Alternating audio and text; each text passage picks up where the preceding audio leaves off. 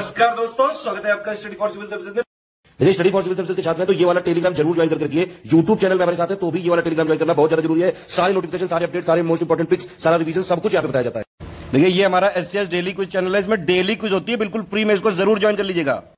ये हमारा इंस्टाग्राम का पेज है, इसको जरूर फॉलो कर लीजिएगा। स्टडी फॉर सिविल .सर्विसेज करके अगर आप इंस्टाग्राम में सर्च करेंगे तो आपको मिल जाएगा। वीडियो के डिस्क्रिप्शन में इसकी लिंक दी हुई। इसमें आप स्टोरी सेक्शन जरूर देखते रहा करिए, प्लस इसमें हाईलाइट्स आते रहते हैं और प्लस पोस्ट आती रहती है, इनको जरूर फॉलो करते रहिए। स्टडी फॉर सिविल सर्विसेज के मंथली करंट अफेयर्स के वीडियो में study for civil services family के हर सदस्य का बहुत बहुत स्वागत है। पूरा कंप्लीट करंट अफेयर यहाँ पर देखेंगे हम अक्टूबर 2021 मंथ का।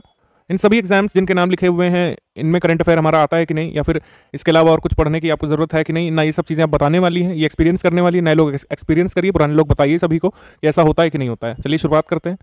एनपीसीआई और येस बैंक के बीच समझौता हुआ है। ऐसे तो कई सारे पेमेंट सोल्यूशंस आते रहते हैं, लेकिन टर्म पर काफ़ी फोकस किया जा रहा है। खासकर जो है बदलते पैटर्न में आप देखेंगे जो टर्म एम्बिगुअस लग सकता है। रुपए ऑन द गो क्या है ये पूछा जा सकता है, क्योंकि इसमें एक्जैक्टली क्लियर नहीं हो रहा है। इस टर्म से नहीं क्लियर हो रहा है कि क्या ये लोन के लिए सोल्यूशन है, क्या ये जो है एमएसएमईज के लिए है कुछ लोन का सोल्यूशन। तो ऐसे ही कंफ्यूज करते हैं हमको ऑप्शन में। तो ये क्या है, ये आपका कॉन्टैक्टलेस पेमेंट सोल्यूशन है, रुपए ऑन द गो। एनपीसीआई के साथ मिलकर के, यानी national payment corporation of India के साथ मिलकर के किसने इसको लॉन्च किया है? येस बैंक ने। बस इतना आपको याद रखना है। फिर इसके बाद दिल्ली सरकार और आईआईटी कानपुर के बीच समझौता हुआ है। थोड़ा सा यूपी करंट से रिलेटेड हो गया। आईआईटी कानपुर के साथ समझौता किया दिल्ली गवर्नमेंट ने। आईआईटी कानपुर क्या करेगा, मतलब यहाँ पर अपनी एक्सपर्टीज देगा सोर्स सेगमेंटेशन और फोरकास्टिंग स्टडी एयर पोल्यूटेंट्स के लिए। एयर पोल्यूशन की काफ़ी समस्या है दिल्ली एनसीआर रीजन में, इससे मेंस में भी क्वेश्चन आ चुका है बीओ पेपर में, तो ये काफ़ी जो है चर्चा में रहती है चीज़। तो आईआईटी कानपुर के साथ समझौता हुआ है लेटेस्ट में। यूएस और यूके और ऑस्ट्रेलिया के बीच नई साझेदारी हुई है, और इसको शॉर्ट में क्या बोला जाएगा? ऑकस। तो इनमें ध्यान रखना होता है कौन कौन सी कंट्रीज है। जैसे क्वाड जब नया बना था तो क्वाड के बारे में लगभग हर आयोग ने क्वेश्चन पूछा था, चाहे छोटा पेपर हो, वनडे एग्जाम, चाहे बड़े से बड़ा हो बीपीएससी में। तो ऑकस में कौन कौन से कंट्रीज आते हैं, वैसे नाम से पता चल जा रहा है। एयू से ऑस्ट्रेलिया, ठीक है, और उसके बाद केयू से यूके और यूएस से यूएस, ठीक। यूएस, यूके और ऑस्ट्रेलिया के बीच ये ऑकस साझेदारी है यहाँ पर, और ये इंडो पैसिफिक रीजन के लिए है, ठीक है। फिर इसके बाद पशुपालन क्षेत्र में सहयोग हेतु समझौता हुआ है। किसके किसके बीच हुआ है? पशुपालन एवं डेयरी विभाग, भारत सरकार और bill and Melinda Gates foundation के बीच, ठीक। बस इतना याद रखना है आपको। किस फील्ड के लिए? एनिमल हस्बेंड्री के लिए। भारत और अमेरिका के बीच सीमा शुल्क समझौता हुआ है। बस इतना आपको याद रखना है। अक्टूबर 2021 में भारत और अमेरिका के बीच एक कस्टम एग्रीमेंट हुआ। ये वैसे एक पुरानी न्यूज़ है, लेकिन फिर से जो है चर्चा में आई है। आईसीसी और यूनिसेफ के बीच यहाँ पर समझौता हुआ है। 2021 जो पुरुषों का T20 विश्व कप चल रहा है, पहले के भी इवेंट में जो है कर चुका है आईसीसी यूनिसेफ के साथ, और इस बार जो थीम है वो बेसिकली क्या है? To help break the stigma around mental health. Mental health को लेकर जो लोगों में जो स्टिग्मा है, मतलब कुल मिलाकर जैसे किसी को भी हल्की सी मेंटल हेल्थ है तो उसको एक टर्म दे दी जाता है हमारे भारत में, जो कि काफ़ी अपमानजनक होता है। तो ऐसा ना हो और अवेयरनेस रेस किया जाए चिल्ड्रेन और एडोलेसेंट के बीच मेंटल हेल्थ को लेकर के, ठीक है। तो इसके लिए समझौता हुआ है कुल मिलाकर। नियुक्तियां काफ़ी ज़रूरी हैं। यूपीपीसीएस 2021 में नियुक्तियां नहीं आई तो इसका मतलब ये नहीं कि कभी नहीं आएगी। एक वैसे उसमें भी आया था जेनेट एलन वाला। किसी भी एक पेपर को देखकर आप परसेप्शन नहीं बनाए। यूपीपीसीएस 2021 पेपर देख के कुछ लोग खुश हुए होंगे जिन लोगों ने कुछ पर्टिकुलर सेक्शन तैयार किए थे, जैसे डे वगैरह। तो डे से 3 क्वेश्चन आ गए, अपॉइंटमेंट से एक ही क्वेश्चन आया। तो कुछ लोग ऐसा करेंगे, अपॉइंटमेंट पढ़ना छोड़ देंगे, डे पर लग जाएंगे। ऐसा हो सकता है आगे आरओ के पेपर में डे से एक भी क्वेश्चन ना आए, अपॉइंटमेंट से 3 क्वेश्चन आ जाए। तो बैलेंस रखना है सब चीज़ों में आपको। ट्रेंड को फॉलो करना है, ठीक है। ट्रेंड को अपने ऊपर हावी नहीं होने देना, ये चीज़ हमेशा ध्यान रखिएगा। फर्स्ट वर्ड पर जरूर फोकस करना है। किसी भी एग्जाम में फर्स्ट वर्ड को लेकर जरूर 4-5 क्वेश्चन आते हैं करंट अफेयर से, अगर 100-200 क्वेश्चन का पेपर हो रहा है तो नजला बुडेन रोमदाने, ये ट्यूनीशिया की पहली महिला प्रधानमंत्री बनी है, ये आपको याद रखना है। अजीज अक्शनौश, या जो भी इनका नाम है, थोड़ा सा माफी चाहूंगा प्रोनाउंसिएशन के लिए। अजीज ध्यान रखिए, ठीक है। अजीज मोरक्को के नए प्रधानमंत्री बने हैं, और मोरक्को के जो किंग हैं मोहम्मद 6 इन्होंने इनको नियुक्त किया है, अपॉइंट किया है। जस्टिन ट्रूडो का नाम हम लोग बहुत दिन से सुन रहे हैं, क्योंकि ये बहुत पहले से हैं। ये 3rd टाइम से इलेक्ट हुए हैं बेसिकली। इनकी पार्टी का नाम ध्यान रखिएगा, liberal party of Canada. Liberal party of Canada ने एक बार फिर से चुनाव जीत लिया है, और तीसरा टर्म इनको मिला है। तो आप लगातार जस्टिन ट्रूडो सुनते आ रहे हैं। काम हमारा आसान है कि कनाडा के जो थे वही बने हुए हैं, फिर बन गए। चाचा चौधरी जो है, ये कार्टून, ये इनको बना दिया गया है नमामि गंगे प्रोग्राम का मैस्कॉट, ठीक। हमारे कॉम्पिटिटिव एग्जाम में नए पुराने का मिक्सचर देखने को मिल रहा है। अब ये आपको नमामि गंगे प्रोग्राम का तुरंत आपको ध्यान आ जाना चाहिए कि कब लॉन्च हुआ था, इसकी लॉन्च डेट क्या है, लॉन्च ईयर क्या है, नॉट डेट, लॉन्च ईयर तुरंत आपको याद आ जाना चाहिए। क्योंकि अगर ये डायरेक्टली नहीं भी पूछते हैं तो नमामि गंगे की डेट भी पूछ सकते हैं। कब आया था आप कमेंट करके बताइए हमको जल्दी से। जापान के प्रधानमंत्री फिर से बदल गए हैं, ये फूमियो किशिदा बन गए हैं अब जापान के नए प्रधानमंत्री। इन्होंने किसका स्थान लिया है? योशिहिदे सुगा का, ठीक। ये 100th प्राइम मिनिस्टर हैं, ये भी एक जरूरी इंपॉर्टेंट बात है। एक इंपॉर्टेंट क्रिकेट क्लब है, ये जो है आप कह सकते हैं मैरी लोबेन क्रिकेट क्लब, MCC इसको बोलते हैं। बहुत दिनों से कुमार संगकारा जो है बने हुए थे यहाँ पर, इसके प्रेसिडेंट हम लोग कह सकते हैं। तो इंग्लैंड की पूर्व कप्तान क्लेयर कॉर्नर ये बन गई हैं आपकी ये मैरी लोबेन क्रिकेट क्लब की अध्यक्षा। तो पहली विमेन प्रेसिडेंट बनी है, इस वजह से इंपॉर्टेंट है। उसके बाद अमिताभ बच्चन क्रिप्टो करेंसी के बारे में अवेयरनेस क्रिएट करने के लिए ब्रांड एम्बेसडर बने हैं। अबी अहमद जो है इथियोपिया के नए प्रधानमंत्री बन गए हैं, ठीक है। नए क्या बने हैं, मतलब कुल मिलाकर ये सेकंड टर्म के लिए हैं। अबी अहमद काफ़ी पहले से हैं इथियोपिया के आपके पीएम। बहुत दिनों से रवि शास्त्री जो है इंडियन क्रिकेट टीम के कोच हैं। जो लोग क्रिकेट में ज़्यादा इंटरेस्ट रखते हैं, काफ़ी मीम बनते रहते हैं रवि शास्त्री पर, तो उनका फेमस मीम जो है कमेंट करके बता सकते हैं फन के लिए। लेकिन ये सब नहीं आएगा एग्जाम में ये आएगा कि नए कोच कौन है रवि शास्त्री की जगह टीम इंडिया के। टीम इंडिया क्रिकेट टीम के मुख्य कोच अब बन जाएंगे राहुल द्रविड़, ठीक है। कंगना रनौत जो है ये वन डिस्ट्रिक्ट वन प्रोडक्ट की ब्रांड एम्बेसडर बनी है उत्तर प्रदेश के लिए। बहुत ज़रूरी है, आरओ पेपर में आ सकता है, आगे आने वाले किसी पेपर में आ सकता है। इवन मैं कहूँगा कि 1 वर्ष बाद भी कोई पेपर होता है तब भी ये आने की संभावना है। वन डिस्ट्रिक्ट वन प्रोडक्ट से लगातार सवाल पूछे गए हैं और इसकी ब्रांड एम्बेसडर कंगना रनौत बनी है। याद कर लीजिएगा, इसको भूलिएगा मत कुल मिलाकर। उसके बाद ये शौकत मिर्जियोये ये उज्बेकिस्तान के नए प्रेसिडेंट बने हैं। डेम सेंड्रा मैसन ये बारबाडोस की पहली महिला राष्ट्रपति बनी है। आपको लग रहा होगा कि मतलब ये क्या लॉजिक है इसके पीछे, हम क्यों याद करें कि कौन इलेक्ट होता है कौन नहीं होता है, ये पूछा जाता है।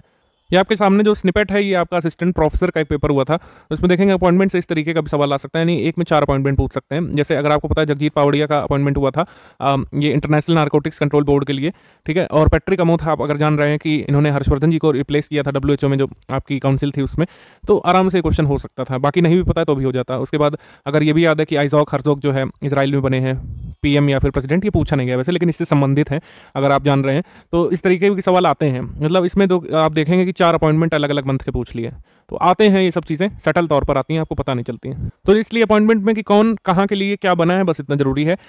इंडो कैनेडियन अनीता आनंद ये कनाडा की राष्ट्रीय रक्षा मंत्री बनी है, दूसरी महिला है जो कि प्रधानमंत्री जस्टिन ट्रूडो ने अपने नए मंत्रिमंडल में शामिल करने की घोषणा की है और ये राष्ट्रीय रक्षा मंत्री के तौर पर नियुक्त होने वाली कनाडा की दूसरी महिला बन गई हैं। तो अब हमें यहाँ पर सेकंड का नाम देखते ही फर्स्ट का नाम ध्यान आता है कि फर्स्ट कौन रहा होगा। तो फर्स्ट थी आपकी किम कैम्पबेल, इनका नाम आप नोट कर लीजिएगा अलग से, ये पहली थी, ठीक। और अनीता आनंद दूसरी हैं जो कि कनाडा की राष्ट्रीय रक्षा मंत्री के तौर पर नियुक्त हुई हैं, दूसरी महिला को मिलाकर। और फर्स्ट हिंदू आपकी अनीता आनंद, सेकंड विमेन अनीता आनंद, फर्स्ट विमेन किम कैम्पबेल। फिर उसके बाद हम देखेंगे अमित खरे 2 साल के लिए प्रधानमंत्री के सलाहकार बने हैं। शक्तिकांत दास इनका कार्यकाल बढ़ा दिया गया है, मतलब हमको याद रखना है कि RBI गवर्नर अगले 3 साल तक ही रहेंगे, जो प्रेजेंट में शक्तिकांत दास। उसके बाद आयुष्मान खुराना कॉइन DCX का जो फ्यूचर यही है कैंपेन चल रहा है उसको प्रमोट कर रहे हैं, ये थोड़ा सा आप देखिएगा इसमें। NBA ने भारत में नया ब्रांड एम्बेसडर नियुक्त किया है रणवीर सिंह को, ठीक। उसके बाद जोनास गार स्टोर जो है ये लेबर पार्टी जो नॉर्वे में है वहाँ के लीडर, ये नॉर्वे के नए प्रधानमंत्री बन गए हैं। एर्ना सोलबर्ग को इन्होंने रिप्लेस कर दिया है। एर्ना सोलबर्ग कई बार जो भारत की यात्रा पर आई हैं तो हमको याद रहता था कि हाँ मतलब विमेन है कोई नॉर्वे की प्राइम मिनिस्टर, अब ये बदल गई हैं, ठीक है। जोनास गार स्टोर हैं।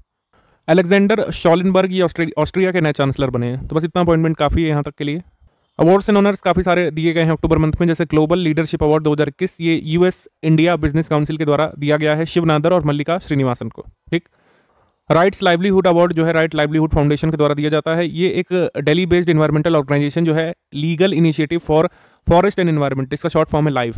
तो दिल्ली बेस्ड ऑर्गेनाइजेशन लाइफ को मिला है राइट लाइवलीहुड अवार्ड। तो याद करना आसान है, आप बस लगा लीजिए कि राइट लाइवलीहुड अवार्ड 2021 किसको मिला है, लाइफ को, लाइफ लाइवलीहुड इस तरीके से। गोपीनाथ बरदोल लोई पुरस्कार ये प्रेसिडेंट M वेंकैया नायडू जी ने प्रस्तुत किया, किससे, लेखक निरोध कुमार बरुआ को, कस्तूरबा गांधी स्मारक ट्रस्ट की असम शाखा को, शिलोंग चैम्बर कॉयर को, ठीक है। ये अवार्ड गोपीनाथ बरदोल लोई अवार्ड इसका नाम है, गोपीनाथ बरदोल लोई के नाम पर है, जो कि असम सरकार के पहले मुख्यमंत्री थे। ये एक नया अवार्ड क्रिएट किया गया है, professor SK Joshi laboratory excellence award. तो ये जो है क्वालिटी काउंसिल ऑफ इंडिया ने अपना पहला लैबोरेटरी अवार्ड इंडिया का पहला जो है सृजित किया है। तो ये अगले वर्ष से हमको देखने को मिलेगा, ये award quality council of India दिया करेगी अगले साल से। ये है प्रोफेसर SK जोशी प्रयोगशाला उत्कृष्टता अवार्ड, ठीक। उसके बाद आप देखेंगे ईदान पुरस्कार ईदान फाउंडेशन के द्वारा दिया जाता है, इस बार मिला है प्रोफेसर एरिक A हानुशेक को और डॉक्टर रुक्मिणी बनर्जी को। उसके बाद 2 राष्ट्रीय पुरस्कार APY बिग बिलीवर्स और लीडरशिप कैपिटल, ये कर्नाटका विकास ग्रामीण बैंक को मिला है। कर्नाटका विकास ग्रामीण बैंक एक RRB है, यानी कि रीजनल रूरल बैंक है। हर RRB का एक स्पॉन्सर बैंक होता है, तो इसका स्पॉन्सर बैंक कौन है, कैनरा बैंक, ये याद रखिएगा। पेंशन फंड एंड विकास प्राधिकरण यानी pension fund regulatory and development authority of India यानी कि PFRDA के द्वारा ये अवार्ड दिया गया है APY बिग बिलीवर्स और लीडरशिप कैपिटल। APY से क्या मतलब है, अटल पेंशन योजना। तो अटल पेंशन योजना के तहत जो रजिस्ट्रेशन से ये कर्नाटका विकास ग्रामीण बैंक ने करे हैं उसके तहत ये अवार्ड इन्हें PFRDA के तहत मिला है, ठीक। अंतर्राष्ट्रीय हॉकी महासंघ के भारतीय हॉकी खिलाड़ियों को दी जाने वाले FIA स्टार अवार्ड्स की घोषणा हुई थी। तो मेजर अवार्ड इसमें हमने लिए हैं, वैसे तो काफ़ी सारे अवार्ड थे। Player of the year Harmanpreet Kaur पुरुषों में, गुरजीत कौर महिला कैटेगरी में, गोलकीपर ऑफ द ईयर पुरुषों में PR श्रीजेश, जिन्होंने काफ़ी अहम भूमिका निभाई थी इंडिया को ब्रॉन्ज जिताने में, ठीक है, टोक्यो ओलंपिक 2020 में जो 2021 में खेला गया। सविता पुनिया महिला coach of the year, Graham read पुरुष टीम के कोच, और शॉर्ड मॉरिन, इनका काफ़ी जो है नाम आया था, ट्वीटेड हुआ था शाहरुख खान की तरफ से, तो महिला टीम के कोच हैं प्रेजेंट में। तो ये सब अवार्ड थोड़ा बहुत देख सकते हैं। उसके बाद CK प्रहलाद पुरस्कार। CK प्रहलाद पुरस्कार जो है माइक्रोसॉफ्ट की टीम को मिला है, कॉर्पोरेट इको फोरम के द्वारा दिया जाता है। उसके बाद जो है सखारोव पुरस्कार, ये यूरोपियन पार्लियामेंट के द्वारा दिया जाता है, ये एलेक्सी नावलनी को मिला है। एलेक्सी नावलनी रशिया से बिलोंग करते हैं, ठीक है। सखारोव पुरस्कार, ये अवार्ड इंपॉर्टेंट है। यूनेस्को का first martial art education award, तो ये कुंफू नन्स को मिला है। कुंफू भिक्षुणियाँ जो होती हैं द्रुक्पा मत की, बुद्धिज्म में जो होती हैं, द्रुक्पा संप्रदाय की कुंफू भिक्षुणियों को, तो ये यूनेस्को के international centre of martial art for youth development and engagement के द्वारा दिया जाता है। तो वीरतापूर्ण गतिविधियाँ जो ये नन्स करती रहती हैं, उसके लिए यूनेस्को ने अवार्ड दिया है इन्हें। फिर उसके बाद जोसेफ ए कुशमैन अवार्ड। जोसेफ ए कुशमैन अवार्ड डॉक्टर राजीव निगम, जो कि फॉर्मर चीफ साइंटिस्ट रहे हैं CSR NIO के, उन्हें USA की कुशमैन फाउंडेशन के द्वारा दिया गया है यहाँ पर, और ये पुरस्कार प्राप्त करने वाले पहले भारतीय हैं। सिंपल आपको क्या याद रखना है, कुशमैन अवार्ड 2022 मिला है राजीव निगम को, जो कि CSIR से जुड़े साइंटिस्ट रह चुके हैं। उसके बाद नेल्सन रेफ्यूजी अवार्ड, ये दिया जाता है UNHCR के द्वारा, यानी कि United Nations high commissioner for refugees, और ये मिला है यमन में एक फाउंडेशन है JAAHD, यानी कि जील एल्बीना एसोसिएशन फॉर ह्यूमैनिटेरियन डेवलपमेंट। तो ये ऑर्गेनाइजेशन क्या करता है, ये इमरजेंसी सर्विसेज प्रोवाइड करवाता है रेफ्यूजीज़ को, ठीक है। रेफ्यूजीज़ नहीं कह सकते हैं कि यमन में जो पॉलिटिकल माहौल के कारण जो लोग डिस्प्लेस हुए, अपने घरों से बेघर हुए, उनकी मदद करता है ये उनकी हिफाजत करता है ये ऑर्गेनाइजेशन, इस वजह से इनको मिला है UNHCR के द्वारा ये Nelson refugee award 2021। 22वां Lal Bahadur Shastri पुरस्कार, ये मिला है डॉक्टर रणदीप गुलेरिया को, एम्स के डायरेक्टर रणदीप गुलेरिया को। अर्थ गार्जियन अवार्ड, अर्थ गार्जियन अवार्ड नेटवेस्ट ग्रुप के द्वारा दिया जाता है, ये परम्बिकुलम टाइगर कंजर्वेशन फाउंडेशन को मिला है। उसके बाद आर्यभट्ट पुरस्कार, आर्यभट्ट पुरस्कार मिला है एस्ट्रोनॉमिकल सोसाइटी ऑफ इंडिया के द्वारा, किसे मिला है, G सतीश रेड्डी को, ठीक है। ये बहुत पहले अनाउंस कर दिया गया था, लेकिन अभी ये दिया गया इन्हें, तो एक बार देखिएगा इनका नाम। कभी कभी एग्जाम्स में भी पूछ लेते हैं कि DRDO के अध्यक्ष कौन है इस समय, पिछली बार आया था BPSC में, तब भी यही आंसर था, अभी यही आंसर है, G सतीश रेड्डी अपने पद पर बने हुए हैं। कैम्ब्रियन पेट्रोल अभ्यास हुआ था, उसमें स्वर्ण पदक जीता है हमारी 5वीं battalion Gorkha rifles frontier force ने, ठीक है। यूनाइटेड किंगडम में ये हुआ था आपका ये कैम्ब्रियन पेट्रोल अभ्यास, और उसमें कॉम्पिटिशन्स हुए थे, उसमें कैम्ब्रियन पेट्रोल एक्सरसाइज में स्वर्ण पदक जीता है। पूछ लें किसने जीता है, तो गोरखा राइफल्स ने, भारत के गोरखा राइफल्स फ्रंटियर फोर्स ने। सत्यजीत रे life time achievement award Hollywood के मार्टिन स्कॉर्सीज और हंगेरियन फिल्म निर्माता स्टीवन साजो को मिला है, ठीक है। मिला क्या, मतलब ये अनाउंस किया गया कई सारे अवार्ड जो हम नवंबर मंथ में भी देखेंगे, जब हमारा 52वां ये हमारा international film festival of India आयोजित होगा, इसमें गोल्डन पीकॉक होता है और भी अवार्ड्स होते हैं, वो हम देखेंगे आगे नवंबर में। The peace prize of the German book trade 2021, German book trade ये किताबों को दिए जाने वाला अवार्ड है। चित्सिसी डेंगारेम्बा इनको मिला है, इनका नाम थोड़ा सा सुना सुना लग रहा होगा जिन लोगों ने हमारा पुराना वीडियो देखा है। जब पेन पिंटर अवार्ड इनको मिला था 2021 का, शायद अगस्त मंथ में या जुलाई मंथ में, तब भी इनका नाम सामने आया था। और तो पेन पिंटर अवार्ड 2021 ये भी इन्हीं को मिला है, और जर्मन बुक ट्रेड का पीस प्राइज भी इन्हीं को मिला है, ठीक है। तो ये ध्यान रखना आसान हो गया। अर्थ शॉट पुरस्कार, जिसको इकोलॉजी ऑस्कर बोलते हैं, ठीक है। तो ये जो है आपको याद होगा कि 2020 में सृजित किया गया था, हमने आपको इसके बारे में बताया था। तो ये विद्युत मोहन को मिला, 17 वर्षीय एंटरप्रेन्योर हैं, दिल्ली में काम करते हैं। वैसे इस पुरस्कार में कई कैटेगरी होती हैं, लेकिन जिस कैटेगरी में हमारे भारतीय व्यक्ति को मिला है उसका नाम ध्यान रखेंगे। विद्युत मोहन की ताकाचार एक इनिशिएटिव चलती है, बेसिकली क्या है ये आपकी एग्रीकल्चरल वेस्ट रिसाइकलिंग प्रोजेक्ट है इनका, ताकाचार इसका नाम है, ठीक है। तो इसमें क्या करते हैं ये लोग, बेसिकली कि जो क्रॉप रेसिड्यू होती है उनको सेलेबल बायो प्रोडक्ट्स में कन्वर्ट करने का काम करती है। तो इनके इस इनिशिएटिव को सम्मानित किया गया है। टॉप 5 में विद्युत मोहन का नाम भी है। बस इतना जानकारी आपके लिए काफ़ी है। उत्तर प्रदेश हिंदी संस्थान द्वारा 2020 के लिए पुरस्कार और सम्मानों की घोषणा हो चुकी है। लोहिया साहित्य सम्मान जो है राम कठिन सिंह लखनऊ से इन्हें मिलेगा।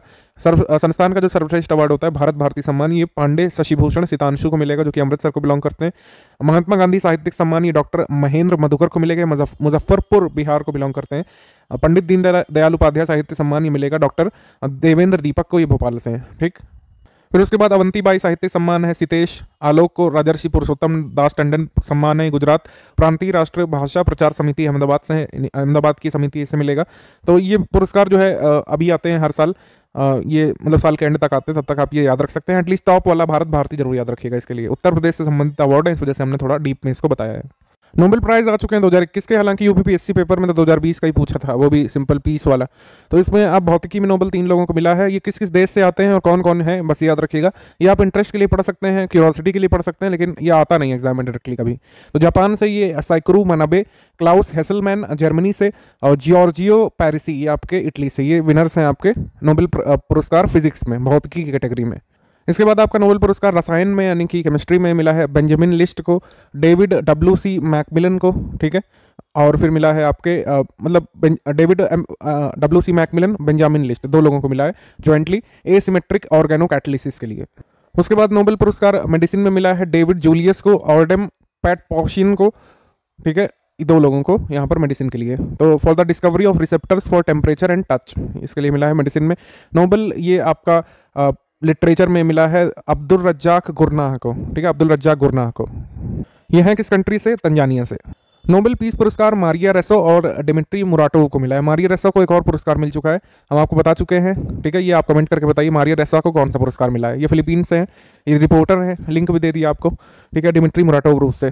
तो ये जो है कुल मिलाकर आपके अवार्डीज हो गए। पीस और लिटरेचर ज़्यादा पूछे जाने की संभावना होती है। आर्थिकी में किसको मिला है? डेविड कार्ड कनाडा से, जोशुआ एंग्रिस्ट अमेरिका से, और गुइडो डब्ल्यू इम्बेंस नीदरलैंड से। बुक्स एंड ऑथर में मोस्ट इंपॉर्टेंट वाली हमने लिया है द ड्रीम ऑफ रिवॉल्यूशन। ये प्रोफेसर विमला प्रसाद और सुजाता प्रसाद की है, और नीतीश कुमार जी ने इसको लॉन्च किया था। और ये पुस्तक जैसे ड्रीम ऑफ रिवॉल्यूशन नाम से पता चल रहा है किसी क्रांतिकारी के जीवन पर आधारित है, और वो क्रांतिकारी हैं जेपी लोकनायक जयप्रकाश नारायण, ठीक है। बीपीएससी वाले जरूर इसके बारे में, मतलब इतना जरूर ध्यान रखिएगा इस बुक के बारे में। उसके बाद sir Syed Ahmad Khan, reason religion and nation. Sir Syed Ahmad Khan, reason religion and nation. Professor Saifi Kidwai ने लिखी है इनकी बायोग्राफी, ठीक है। सर सैयद अहमद खान के द्वारा कुछ प्रोमिनेंट ऑर्गेनाइजेशन शुरू किए गए थे, ठीक है। उनमें से एक का नाम आप वो कमेंट में जरूर लिख के बताइए। सर सैयद अहमद खान को काउंटर करने के लिए कुछ मुस्लिम मूवमेंट चले थे, उनमें से किसी एक का नाम आप उनको कमेंट करके बताइए। उसके बाद chronicle from a land of a happiest people on earth, ये लिखी है बोले शोइंका ने। उसके बाद my life in full work family our future, ये इंदिरा नूई ने लिखा है। उसके बाद संविधान संस्कृति और राष्ट्र, इसको लिखा है पूर्व राजस्थान के गवर्नर कलराज मिश्र ने। उसके बाद custodian of trust a bankers memory, तो किसी बैंकर ने लिखा होगा। एसबीआई के प्रमुख रह चुके पूर्व रजनीश कुमार जी की किताब है a custodian of trust. Veer Savarkar the man who could have prevented partition, Uday Mahurkar और चिरायु पंडित ने लिखी है। कमला हैरिस फिनोमिनल वुमेन, ये चिदानंद राजघट्टा ने लिखी है कमला हैरिस के बारे में किताब। राइटिंग फॉर माई लाइफ, ये रस्किन बॉन्ड की लेटेस्ट किताब है, writing for my life. Actually I met them a memoir, actually I met them, ये लिखी है गुलजार ने। उसके बाद the stars in my sky, those who brighten my film journey, ये दिव्या दत्ता ने लिखी है किताब the stars in my sky. The origin story of India states, ये लिखी है वेंकट राघवन शुभ श्रीनिवासन ने। अर्थशास्त्री Gandhi, economist Gandhi, the roots and relevance of the political economy of the Mahatma, इसको लिखा है जयतीर्थ राव, जिनको जरी राव बोलते हैं शॉर्ट में। महात्मा से रिलेटेड किताबें बहुत जरूरी हैं, ठीक है। इकोनॉमिस्ट गांधी किसने लिखी है? जरी राव ने। उसके बाद इंपॉर्टेंट डेट्स थीम को कवर करेंगे। वाणिज्य सप्ताह, ये 20 से 26 नवंबर को मिनिस्ट्री ऑफ कॉमर्स के द्वारा मनाया गया था। सूचना की सार्वभौमिक पहुंच के लिए अंतर्राष्ट्रीय दिवस 28 सितंबर को, और इसकी थीम थी the right to know, the right to know. इसके बाद international day of awareness of food loss and waste, ये 29 सितंबर को। उसके बाद इंटरनेशनल ट्रांसलेशन डे, ये 30 सितंबर को, यूनाइटेड इन ट्रांसलेशन इसकी थीम थी। राष्ट्रीय पेंशन प्रणाली दिवस, नेशनल पेंशन सिस्टम दिवस, एनपीएस, ये पहली बार मतलब मनाया गया इस साल 2021 में, अक्टूबर 1 को। इसके बाद इंटरनेशनल कॉफ़ी दिवस, कॉफ़ी दिवस ये पहली बार जो है 2015 में मनाया गया था, 1 अक्टूबर को होता है। वेजिटेरियंस डे होता है आपका 1 अक्टूबर को। गांधी जयंती, अंतर्राष्ट्रीय अहिंसा दिवस गांधी जयंती के दिन, और लाल बहादुर शास्त्री जयंती, ये सब इवेंट होते हैं 2 अक्टूबर को। इसके बाद राष्ट्रीय वन्य जीव सप्ताह यानी कि नेशनल वाइल्ड लाइफ वीक, ये 2 से 8 अक्टूबर को। फॉरेस्ट एंड लाइवलीहुड इसकी थीम थी। विश्व पशु दिवस 4 अक्टूबर को। वर्ल्ड स्पेस वीक, ये 4 से 10 अक्टूबर को। उसके बाद विश्व पर्यावास दिवस यानी वर्ल्ड हैबिटेट डे, इसकी थीम थी accelerating urban action for carbon free world, 4 अक्टूबर को होता है। जैसे हमारे यहाँ पर शिक्षक दिवस 5 सितंबर को होता है। वर्ल्ड टीचर्स डे होता है 5 अक्टूबर को। उसके बाद गंगा डॉल्फिन दिवस होता है 5 अक्टूबर को। वर्ल्ड कॉटन डे होता है 7 अक्टूबर को।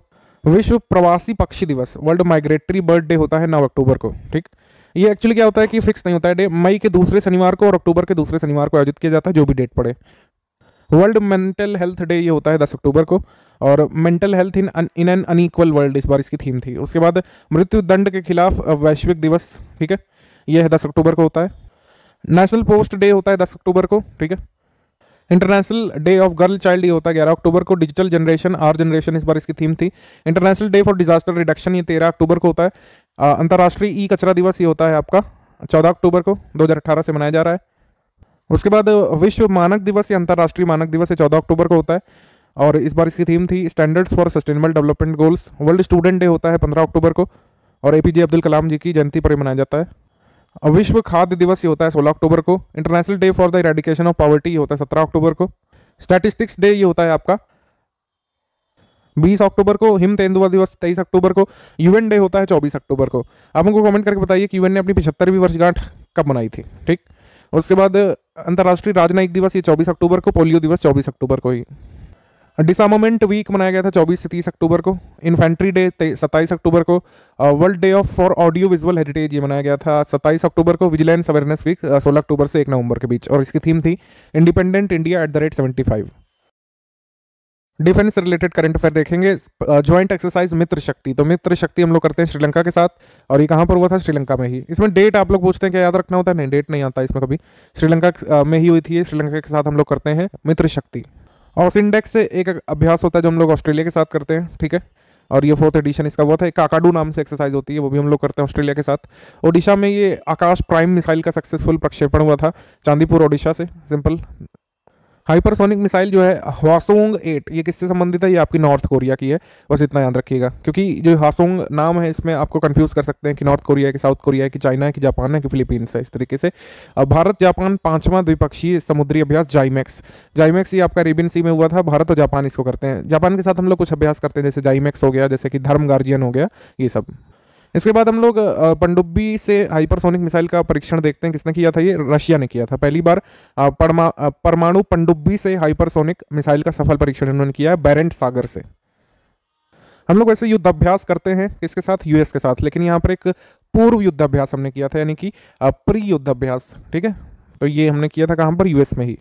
उसके बाद कोंकण शक्ति, कोंकण हम लोग करते हैं किसके साथ? यूके के साथ। तो कोंकण शक्ति भी हुई है यूके के साथ, और ये कोंकण शक्ति की इस वजह से इसको कर दिया गया क्योंकि वैसे तो कोंकण होती थी नेवी की एक्सरसाइज यूके के साथ, लेकिन ये ट्राई सर्विसेज एक्सरसाइज है, इसको कोंकण शक्ति बोल दिया गया है।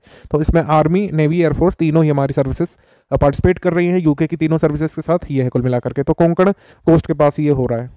आप हमको कमेंट करके बताइए कि कोंकण कोस्ट का सर्वाधिक हिस्सा किस राज्य में आता है। उसके बाद रेथियन हाइपरसोनिक मिसाइल, इसका परीक्षण किस देश ने किया है? यूएस ने किया है। ठीक, बस इतना काफी है। अजय वॉरियर के नाम से हम लोग अभ्यास किसके साथ करते हैं? यूके के साथ ही करते हैं, ठीक है। अजय वॉरियर यूके के साथ, कोंकण यूके के साथ। उसके बाद अग्नि 5 बैलिस्टिक मिसाइल का सफल परीक्षण, ये भी ओडिशा में हुआ था, एपीजे अब्दुल कलाम द्वीप पर। अग्नि का 5th है ये, ठीक है, 5th संस्करण। एक ऑफशोर सेलिंग रेगाटा का आयोजन हुआ था कोच्चि से गोवा तक, ठीक है, ऑफशोर सेलिंग रेगाटा। उसके बाद जो है एक्सपेंडेबल एरियल टारगेट अभ्यास का सफल परीक्षण किया गया था। ये आपका कह सकते हैं हम लोग क्या है? ये high speed expendable aerial target है। इसका नाम क्या है? अभ्यास। तो ये पूछ सकते हैं what is Abhyas? It is an missile, it is what? तो ये क्या है? It is an high speed expendable aerial target, HEAT, ठीक। इसका परीक्षण कहाँ पर हुआ था? चांदीपुर ओडिशा में। फिर उसके बाद नौसैनिक अभ्यास संयुक्त सागर यानी जॉइंट सी, ये सी ऑफ जापान में हुआ था। इसमें रशिया और चाइना ने पार्टिसिपेट किया था, इंडिया इसमें नहीं गया था, ठीक है। ये जापान सी और रशिया के पीटर द ग्रेट गल्फ में आयोजित हुआ था। तो अगर पूछे जॉइंट सी 2021 में किसने पार्टिसिपेट किया? रशिया और चाइना ने।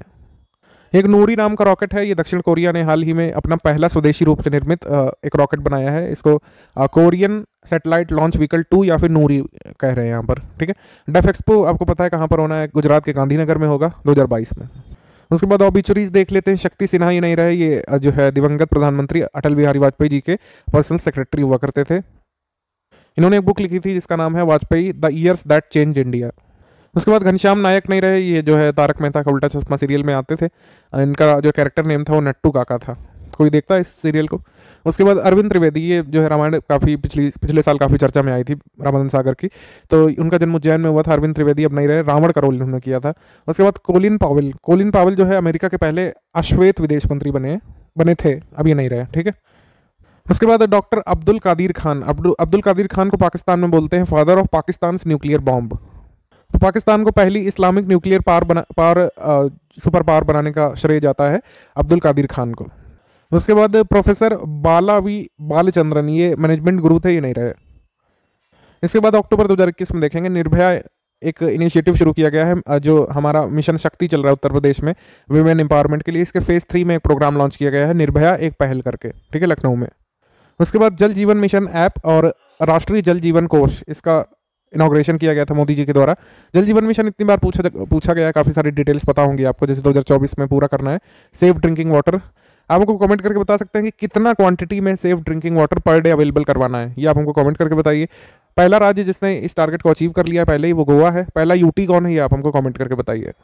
इसके बाद राष्ट्रीय digital health mission, national digital health mission केंद्र सरकार के द्वारा ये शुरू किया गया है और 27 सितंबर को राष्ट्रीय डिजिटल स्वास्थ्य मिशन को रोल आउट किया गया था। इसका नाम बदल दिया गया बेसिकली, अब इसको प्रधानमंत्री डिजिटल स्वास्थ्य मिशन कहा जाएगा। इसके तहत एक यूनिक हेल्थ आईडी प्रोवाइड करेंगे। जैसे आप देखेंगे कि यूके में ये सिस्टम जो है अपनाया गया था करीब 15 साल पहले, तो उसी की तर्ज पर थोड़ा करने वाले हैं कि हेल्थ आईडी का रिकॉर्ड रहे। जैसे हमारी यूआईडी जो है आधार के रूप में सरकार के पास है, वैसे एक हेल्थ आईडी भी रहा करेगी ये आपके पर्पस के लिए। तो हेल्थ आईडी कितने डिजिट वगैरह की होगी, काफ़ी मैंने सर्च किया लेकिन आया नहीं है अभी, जब जैसे ही आएगा तो इसकी डिटेल्स हम आपको देंगे। उसके बाद पहली स्वास्थ्य परियोजना, इसको फर्स्ट वन हेल्थ प्रोजेक्ट कहा जा रहा है। इसको डिपार्टमेंट ऑफ बायोटेक्नोलॉजी ने लॉन्च किया है, फर्स्ट वन हेल्थ प्रोजेक्ट। तो कुल मिलाकर इसका उद्देश्य क्या है, जैसे बायोटेक्नोलॉजी से संबंधित है तो उसी क्षेत्र में काम करेंगे, जैसे कि सर्विलांस रखा जा सके, कोई नए स्ट्रेन तो नए वायरस के क्रिएट हो रहे हैं, ठीक है, एंटीबायोटिक रेजिस्टेंट तो नहीं हो रहे हैं कुछ बैक्टीरियाज, इन पे नजर रखी जाएगी, जिससे जो एकदम से जूनोटिक डिसीजेस पूरे इंडिया पे पूरे वर्ल्ड पे हावी होने लगती हैं एज अ पैंडेमिक लाइक कोविड-19, तो ऐसी घटनाएं आगे ना हो इसके लिए पहले से तैयारी रखेंगे कुल मिलाकर, और खास करके north eastern part of the country में, ठीक है। तो ये है आपकी फर्स्ट वन हेल्थ प्रोजेक्ट। तो first one health project is related to what, is related to biotechnology. Biotechnology में स्पेसिफिक क्या, बैक्टीरियल, वायरल और पैरासाइटिक इन्फेक्शंस और जूनोटिक डिसीजेस होती हैं, उनको पहले से नजर रखना, उन पर सर्विलांस रखना।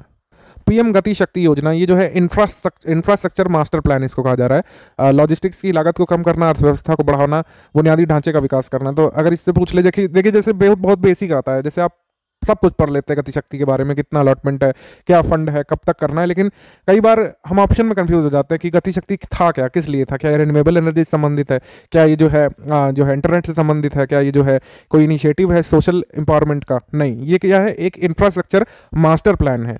और अगर और इसको टफ करके पूछेगा तो कहेगा किससे संबंधित है, लॉजिस्टिक्स थे, तो लॉजिस्टिक्स आप लगाएंगे। वैसे इंफ्रास्ट्रक्चर आपको मोस्ट प्रोबेबली ऑप्शन में दिया रहेगा। PM Gati Shakti is an scheme related to या फिर कंसर्न्ड विद बेसिक इंफ्रास्ट्रक्चर। बाकी इसका फंड क्या है, 100 लाख करोड़ है, ये तो काफ़ी हाईलाइट हुआ था, ये आप याद रखिए। और ये गति शक्ति ऑपरेट किसके द्वारा की जाएगी, department of logistics, ministry of commerce के द्वारा। अभी ये 100 लाख करोड़ एक ही दिन में नहीं खर्च कर देना है, पूरा इसका प्लान रहेगा, अभी तो ये एक बेसिक आया है। इंडिया एक्सपोर्ट इनिशिएटिव और इंडिया एक्सपोर्ट 2021 पोर्टल लॉन्च किया गया है मिनिस्ट्री ऑफ एमएसएमईज के द्वारा। एमएसएमईज की डेफिनेशन नई वाली जरूर याद रखिएगा, अपडेट रखिएगा, इसका हमने बताया था, वैसे क्वेश्चन नहीं आया लेकिन आगे आ सकता है, ठीक है। तो इसका उद्देश्य क्या है, मौजूदा टैरिफ लाइन्स पर अप्रयुक्त निर्यात क्षमता पर ध्यान केंद्रित करना। अप्रयुक्त निर्यात क्षमता का मतलब क्या है कि जितनी हमारी क्षमता निर्यात करने की उस पर हम ध्यान नहीं दे रहे हैं, वो रहा जा रहा है, जितना और ज़्यादा एक्सपोर्ट हो सकता था बहुत ज़्यादा अच्छे से, वो नहीं हो पा रहा है, तो उस पर ध्यान केंद्रित करना है। 2022 में एमएसएमई निर्यात को 50% तक बढ़ाना है और 5 ट्रिलियन अर्थव्यवस्था का जो हमको लक्ष्य पूरा करना है, कब तक करना है भाई, 2024-25 तक, ठीक है, उसमें योगदान करना है। देन उसके बाद आपका पमायरा डेवलपमेंट मिशन। तो पमायरा डेवलपमेंट मिशन तमिलनाडु का है, क्योंकि पमायरा ताड़ जो है ये स्टेट ट्री है आपका तमिलनाडु का, तो ये तमिलनाडु संबंधित है। पमायरा को जो है पंखिया ताड़ बोलते हैं, ठीक है, तो तमिलनाडु संबंधित है। फिर उसके बाद निधि 2.0, तो निधि का सेकंड फेज अभी लॉन्च किया गया है। ओम बिरला स्पीकर इन्होंने इसको लॉन्च किया है और ये विश्व पर्यटन दिवस के दिन लॉन्च किया गया था। तो निधि का फुल फॉर्म क्या है, national integrated database on hospitality industries. Hospitality industries का संबंध किससे है, टूरिज्म से। तो Nidhi is related to what, tourism, याद रखना है। निधि में आप कंफ्यूज हो सकते हैं कि भाई क्या ये एमएसएमई लोन से संबंधित है, क्या ये कोई इंफ्रास्ट्रक्चर फंड है, क्या ये जो है कह सकते हैं इंटरप्रेन्योर्स के लिए है, क्योंकि नाम से यही प्रतीत हो रहा है, लेकिन ये उसके विपरीत जाकर के टूरिज्म से संबंधित है, ये आपको याद रखना है, ठीक है। इसके बाद भारतीय चिड़ियाघरों के लिए एक विजन प्लान लॉन्च किया गया है। इसकी अवधि ध्यान रखिएगा 2021 से 2031 तक रहेगी, ठीक, 2030 तक नहीं 2031 तक रहेगी। Ministry of environment, forest and climate change ने कहा, मतलब इसको मैसेज किया है। इसका प्लान क्या है, कुल मिलाकर भारत में जो जूस हैं उसको अपग्रेड करना है और ग्लोबल स्टैंडर्ड अचीव करना है, ठीक है, ये है कुल मिलाकर के। और ये vision plan for Indian juice जो है, इसमें कितने पिलर हैं, 10 हैं, बस इतना याद रखा जा सकता है, इतना ही काफ़ी है एग्जाम के लिए। एक विशेषज्ञ कमेटी की स्थापना की गई है CK मिश्रा की अध्यक्षता में, जो कि पूर्व सचिव रह चुके हैं भारत सरकार पर्यावरण, वन एवं जलवायु परिवर्तन मंत्रालय के। तो CK मिश्रा कमेटी किससे संबंधित है, सस्टेनेबल फाइनेंस से। तो committee on sustainable finance is headed by CK Mishra, ठीक है। एक पहल इनिशिएटिव, ये किसकी, department of justice, ministry of law and justice के अंतर्गत ये एक पहल इनिशिएटिव है, ठीक। इसका लक्ष्य क्या बताया जा रहा है कि न्याय मंत्रालय के तहत न्याय विभाग ने टेली लॉ के तहत बड़े पैमाने पर पंजीकरण को प्रोत्साहित करने के लिए एक पहल इनिशिएटिव लॉन्च किया है। इसके बाद अमृत ग्रैंड चैलेंज प्रोग्राम जन केयर। तो जेन केयर के नाम से प्रोग्राम नेस्कॉम फाउंडेशन और आपका जैव प्रौद्योगिकी उद्योग अनुसंधान सहायता परिषद ने इसको लॉन्च किया है। और जेन केयर अमृत ग्रैंड चैलेंज प्रोग्राम है। टोटल एम क्या है? एम क्या है? 75 स्टार्टअप्स की खोज करना है, ऐसे स्टार्टअप्स और एंटरप्रेन्योर्स जिनकी संख्या 75 होगी। ज़्यादातर चीज़ें 75 के सेंस में है। क्यों है? क्योंकि 75वां हम लोग आज़ादी का वर्ष मना रहे हैं 2022 में, आज़ादी का अमृत महोत्सव उसको कह रहे हैं। ज़्यादातर चीज़ें 75 के अंक में रहेंगी। तो इनोवेटिव आइडियाज़ जो इंडिया के हेल्थ केयर चैलेंजेस से डील करने के लिए लाएंगे, उन स्टार्टअप्स और एंटरप्रेन्योर्स के लिए है ये आपका अमृत ग्रैंड चैलेंज। तो अमृत ग्रैंड चैलेंज किसका चैलेंज है भाई? इंडिया के हेल्थ केयर चैलेंजेस से रिलेटेड है। ठीक है, ये याद रखिएगा। इसके बाद आप देखेंगे कि स्वच्छ भारत मिशन अर्बन 2.0 और अमृत 2.0 इसको लॉन्च कर दिया गया है। ठीक है, मोटा मोटा लक्ष्य इन्होंने क्या बताया है कि इसके सेकंड फेज को लॉन्च करने का, कि making all cities garbage free और वाटर सिक्योर। ये दो चीज़ें इंपॉर्टेंट है। अमृत 2 पर आ चुके हैं हम लोग, लेकिन अमृत 1 के भी बेसिक्स क्लियर होना चाहिए, क्योंकि अमृत कई बार पूछा जा चुका है यूपीपीसीएस में, और ये कह सकते हैं हम लोग अर्बन डेवलपमेंट संबंधित है, तो हमारे सिलेबस का एक अभिन्न अंग है अमृत और स्मार्ट सिटी स्कीम। तो इस क्विज ग्रुप में मैं आपको क्यों लाया हूँ कि आप अमृत के बारे में बेसिक चीज़ें जान ले। जो पहली बार इसका नाम जान रहे हैं वो क्या जाने इसके बारे में, कि जो है इसको लॉन्च किया गया था 25 जून 2015 को। डेट बहुत इंपॉर्टेंट है। Atal mission for rejuvenation and urban transformation, ये फुल फॉर्म है अमृत का। अमृत के पहले फेज के अंतर्गत क्या है, 1 लाख पॉपुलेशन से ज़्यादा वाले सभी सिटीज़ को कवर करने की बात कही गई थी। और फर्स्ट फेज में जो है 500 सिटी ऐसे कवर किए गए थे जिनकी पॉपुलेशन 1 लाख से अधिक है। ठीक है, और ये कुल मिलाकर के टोटल इंडिया के अर्बन पॉपुलेशन के 60% हो रहे थे। और इसमें गलत कथन चुनना है तो इसको जल जीवन मिशन से क्या मर्ज कर दिया गया, ऐसा कुछ नहीं है। ठीक है, गलत चुनना था इसमें। तो ये 3 स्टेटमेंट शुरू के काफ़ी जरूरी हैं। अमृत कुछ नहीं जानते अमृत के बारे में, 3 चीज़ें आप नोट कर लीजिए अपने पास। ठीक है, अब इतना जान गए अमृत के बारे में। अमृत 2.0 भाई क्या है? ये provide universal water coverage to all, जितने भारत में स्टैट्यूटरी टाउन बताए जा रहे हैं 4378 इनमें जो है वाटर कवरेज अवेलेबल करवाना अमृत 2.0 का लक्ष्य है। और गोल मतलब पहले 500 सिटीज़ को कवर किया गया था, और भी सिटीज़ को इसमें करना है। ठीक, फिर उसके बाद स्टार एजुकेशन प्रोग्राम, ये मणिपुर सरकार का है कुल मिलाकर के। ठीक है, ये गुड समारिटन स्कीम, ये कई बार आप सुनते रहते हैं, union ministry of road transport और हाईवेज ने इसको शुरू किया है।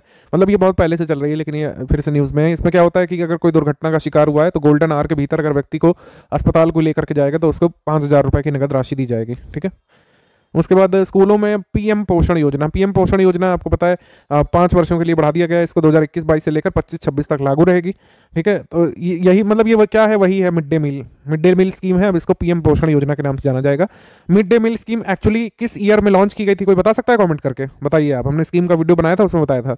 मिड डे मील स्कीम का नाम बदल करके अब पीएम पोषण योजना नाम रख दिया गया है। ठीक है, सेबी ने एक हाई पावर्ड एडवाइजरी कमेटी का सृजन किया है सेटलमेंट ऑर्डर्स और कंपाउंडिंग ऑफ ऑफेंसेस के लिए। मोटे तौर पर आप इसको ये समझिए कि जो सेबी विनिमय 2018 जो है सेबी रेगुलेशन 2018, उसके तहत जितने भी लोग डिफॉल्टर्स हैं वो अपनी गलती बिना स्वीकार किए, अपने आप को बिना ऑफेंडर माने अपना जुर्माना दे सकते हैं। मतलब कि कोई गलती हो गई, आपको ऑफेंडर नहीं मानेगा सेबी, ना सजा देगा, आप चुपचाप जो सेटलमेंट वाला जुर्माना वो बता रहे हैं भर दीजिए उसको। तो इस पे कैसे कैसे ये सब नियम होंगे उनको बनाने के लिए एक हाई पावर एडवाइजरी कमेटी बनाई गई है, जिसमें विजय सी डागा अध्यक्ष होंगे। तो Vijay C Daga is committee is related to what? Settlement orders and compounding of offences related to SEBI regulations 2018, ये हमारा आंसर होगा। ठीक, स्वामित्व योजना के तहत कई सारे प्रधानमंत्री जगह जगह पर जाकर के जो है संपत्ति के कार्ड वगैरह प्रदान करते रहते हैं। स्वामित्व स्कीम जो है कब लॉन्च हुई थी? 2020 24 अप्रैल को। ये याद रखना है। बार बार प्रधानमंत्री जी कहाँ पे जाके किसको संपत्ति कार्ड दे रहे हैं ये नहीं पूछेगा हमसे एग्जाम में, ये पूछेगा कि कब लॉन्च हुई थी। तो 24 अप्रैल 2020 को लॉन्च हुई थी, नेशनल पंचायती राज डे के दिन, जो कि हर साल 24 अप्रैल को होता है 2020 में। ठीक है, भारत नेपाल का जो रेल लिंक है इसके बारे में पहले भी बात कर चुके हैं। कुर्था जयनगर, कुर्था नेपाल में, जयनगर जो है बिहार में, ये सब बात कर चुके हैं। तो जयनगर बिजलपुरा बर्दीबास भी एक रेल लिंक है, इसको फिर से शुरू किया गया है। इसकी लेंथ कितनी है? नेपाल के कुर्था के बीच, नेपाल के कुर्था और बिहार से जयनगर के बीच 34 किलोमीटर है कुल मिलाकर के। और आपका ये दूसरे चरण में कुर्था से बिजलपुरा तक जाएगी 17.25 किलोमीटर तक। तो ये है। तो सिंपल याद रखना है कि नेपाल में कौन सा हिस्सा पड़ रहा है, जयनगर वाला, और जो है बर्दीबास भी वहीं पड़ रहा है। भारत में बिहार में जयनगर पड़ता है, याद रखना है आपको। कौन से जिले में पड़ता है भाई जयनगर, ये हम बता चुके हैं आपको। इस रेल लिंक के बारे में वैसे हम जुलाई में भी आपको बता चुके हैं कि ये जो है आपका 34.50 किलोमीटर लंबा रेल लिंक है 2 कंट्रीज के बीच। तो धनुषा डिस्ट्रिक्ट नेपाल में पड़ता है कुर्था, और जयनगर मधुबनी डिस्ट्रिक्ट बिहार में पड़ता है। बीपीएससी वाले जरूर ध्यान रखिएगा। फिर उसके बाद Ayushman Bharat health infrastructure mission, Ayushman Bharat health infrastructure mission ये वाराणसी से लॉन्च किया गया है 25 अक्टूबर को। इसका कुल परिव्यय 5,000 करोड़ रुपए होगा। कहाँ से लॉन्च किया गया ये काफ़ी जरूरी है, क्योंकि इसमें भारत मतलब उत्तर प्रदेश का शहर शामिल है, वाराणसी। ठीक है, Ayushman Bharat health infrastructure mission कहाँ से लॉन्च किया गया? वाराणसी से। उद्देश्य क्या है? तो पब्लिक हेल्थ इंफ्रास्ट्रक्चर में जो भी लूप होल्स हैं उनको फिल करना, क्रिटिकल केयर फैसिलिटीज और प्राइमरी केयर अर्बन और रूरल के एरियाज में इन पर फोकस करना। देश के मेंटर्स कार्यक्रम जैसे बिजनेस ब्लास्टर्स अभी चलाया था दिल्ली गवर्नमेंट ने, तो वो लोअर के एग्जाम में पूछा गया, तो देश के मेंटर्स कार्यक्रम भी किसने शुरू किया है? दिल्ली गवर्नमेंट ने। लक्ष्य क्या है? Providing youth mentors to the students, तो मेंटर्स इसमें प्रोवाइड करेंगे स्कूल्स के लिए। जैसे सोनू सूद को इन्होंने सबसे पहले लाया था अपने मेंटर के तौर पर। फिर उसके बाद नेशनल स्टीयरिंग कमेटी बनाई गई है department of school education and literacy की तरफ से निपुण भारत मिशन के कार्यान्वयन और राष्ट्रीय संचालन समिति, मतलब निपुण भारत जो अभी लॉन्च किया गया है लर्निंग स्किल्स के लिए, राष्ट्रीय संचालन समिति का गठन किया गया है। निपुण भारत के इम्प्लीमेंटेशन के लिए इसमें जो है नेशनल स्टीयरिंग कमेटी जो है इसके अध्यक्ष कौन होंगे? श्री धर्मेंद्र प्रधान, और शिक्षा राज्य मंत्री अन्नपूर्णा देवी उपाध्यक्ष होंगी। ये दो जरूर ध्यान रखिएगा। फिर उसके बाद संभव, या हम लोग कह सकते हैं Sambhav, national level awareness programme, ये MSME ने लॉन्च किया है कुल मिलाकर, और इसका उद्देश्य है youth participation in promoting entrepreneurship में यूथ को कैसे शामिल किया जाए उसके लिए है Sambhav national level awareness programme MSME का। स्पोर्ट्स इवेंट्स हम लोग देखेंगे यहाँ पर अक्टूबर 2021 के। इसमें स्मृति मंदाना जो कि भारतीय क्रिकेट टीम में लेफ्ट हैंडेड बैट्समैन है, काफ़ी अच्छा खेलती हैं, ऑस्ट्रेलिया की धरती पर टेस्ट शतक लगाने वाली, टेस्ट 100 बनाने वाली पहली भारतीय महिला क्रिकेटर बन गई है। और ये इंडिया ने पहली बार गुलाबी गेंद से मैच भी खेला था ऑस्ट्रेलिया के साथ। डे नाइट जो गुलाबी गेंद से होता है टेस्ट मैच, उसको खेला था, उसमें 127 रन बनाए थे। ठीक है, ये क्वींसलैंड में खेला गया था, क्वींसलैंड कैरेरा ओवल स्टेडियम में। और ये भारतीय वुमेन टीम का पहला आपका डे नाइट टेस्ट मैच था पिंक बॉल से, हमने आपको बता दिया। फिर उसके बाद एशियाई टेबल टेनिस चैंपियनशिप, भारतीय पुरुष टेबल टेनिस टीम ने सेमीफाइनल में दक्षिण कोरिया से हार जाने के बाद कुल मिलाकर के ये आपका कांस्य पदक जीता है। तो अगर सेमीफाइनल जीत जाते और फाइनल में हार जाते तो सिल्वर जीतते। ठीक है, तो इसमें ब्रॉन्ज जीता है एशियन टेबल टेनिस चैंपियनशिप में भारतीय पुरुष टेबल टेनिस टीम ने कुल मिलाकर के। ये कहाँ पर आयोजित हुआ था? कतर में। बैडमिंटन टूर्नामेंट्स में खाली दो चीज़ें आपको याद रखनी है, पुरुष एकल विजेता, पुरुष एकल उप विजेता, और ऐसे ही विमेन वाले में डबल्स कभी नहीं पूछा जाता है। तो badminton tournament polish international Poland में हुआ था, और इसमें भारत एकल विजेता कौन रहा है? यानी कि मेन सिंगल विनर किरण जॉर्ज ये इंडिया से, इसी वजह से इंपॉर्टेंट है। इन्होंने किसको हराया? जिया हेंग जेसन तय को। फिर ऐसे ही विमेन सिंगल इसमें रही आपकी, विमेन सिंगल में विनर रही आपकी सामिया इमाद फारूकी, ये भी इंडिया से। एक्चुअली विनर नहीं, रनर अप रही थी सामिया इमाद फारूकी। और जीता किसने? ये यू यान जैसलिन हुई ने जीता था, जो कि सिंगापुर से। IPL में एक ही टीम के अगेंस्ट जो है 1000 रन पूरा करने वाले रोहित शर्मा, जो कि मुंबई इंडियंस से खेलते हैं, ये पहले बैट्समैन बने। और कोलकाता नाइट राइडर्स वो टीम है जिसके खिलाफ इन्होंने अपने 1000 IPL रन पूरे किए। उसके बाद लंदन मैराथन 2021 में विजेता कौन रहे? लीसे लेमा, ये इथोपिया के रनर। ठीक है, पुरुष वर्ग में। और महिला में रही थी ये जॉयसलिन जेपकॉस्की, ये केन्या से। तो अगर आप रनर्स में देखेंगे, मैराथन में देखेंगे, ज़्यादातर अफ्रीकन एथलीट्स ही आगे होते हैं। ठीक है, उसके बाद विक्टर यूक्रेन इंटरनेशनल ये बैडमिंटन प्रतियोगिता में पुरुष एकल विजेता रहे थे प्रियांशु रजावत, और पुरुष एकल उप विजेता रहे थे सतीश कुमार करुणाकरण। उसके बाद मैनी पाक्यू ने मुक्केबाजी संन्यास ले लिया था यहाँ पर, ये कोई इतना जरूरी नहीं है, इसको स्किप कर सकते हैं आप। अंतर्राष्ट्रीय मैच में सबसे अधिक बार हैट्रिक गोल बनाने वाले फुटबॉलर कौन बन गए हैं?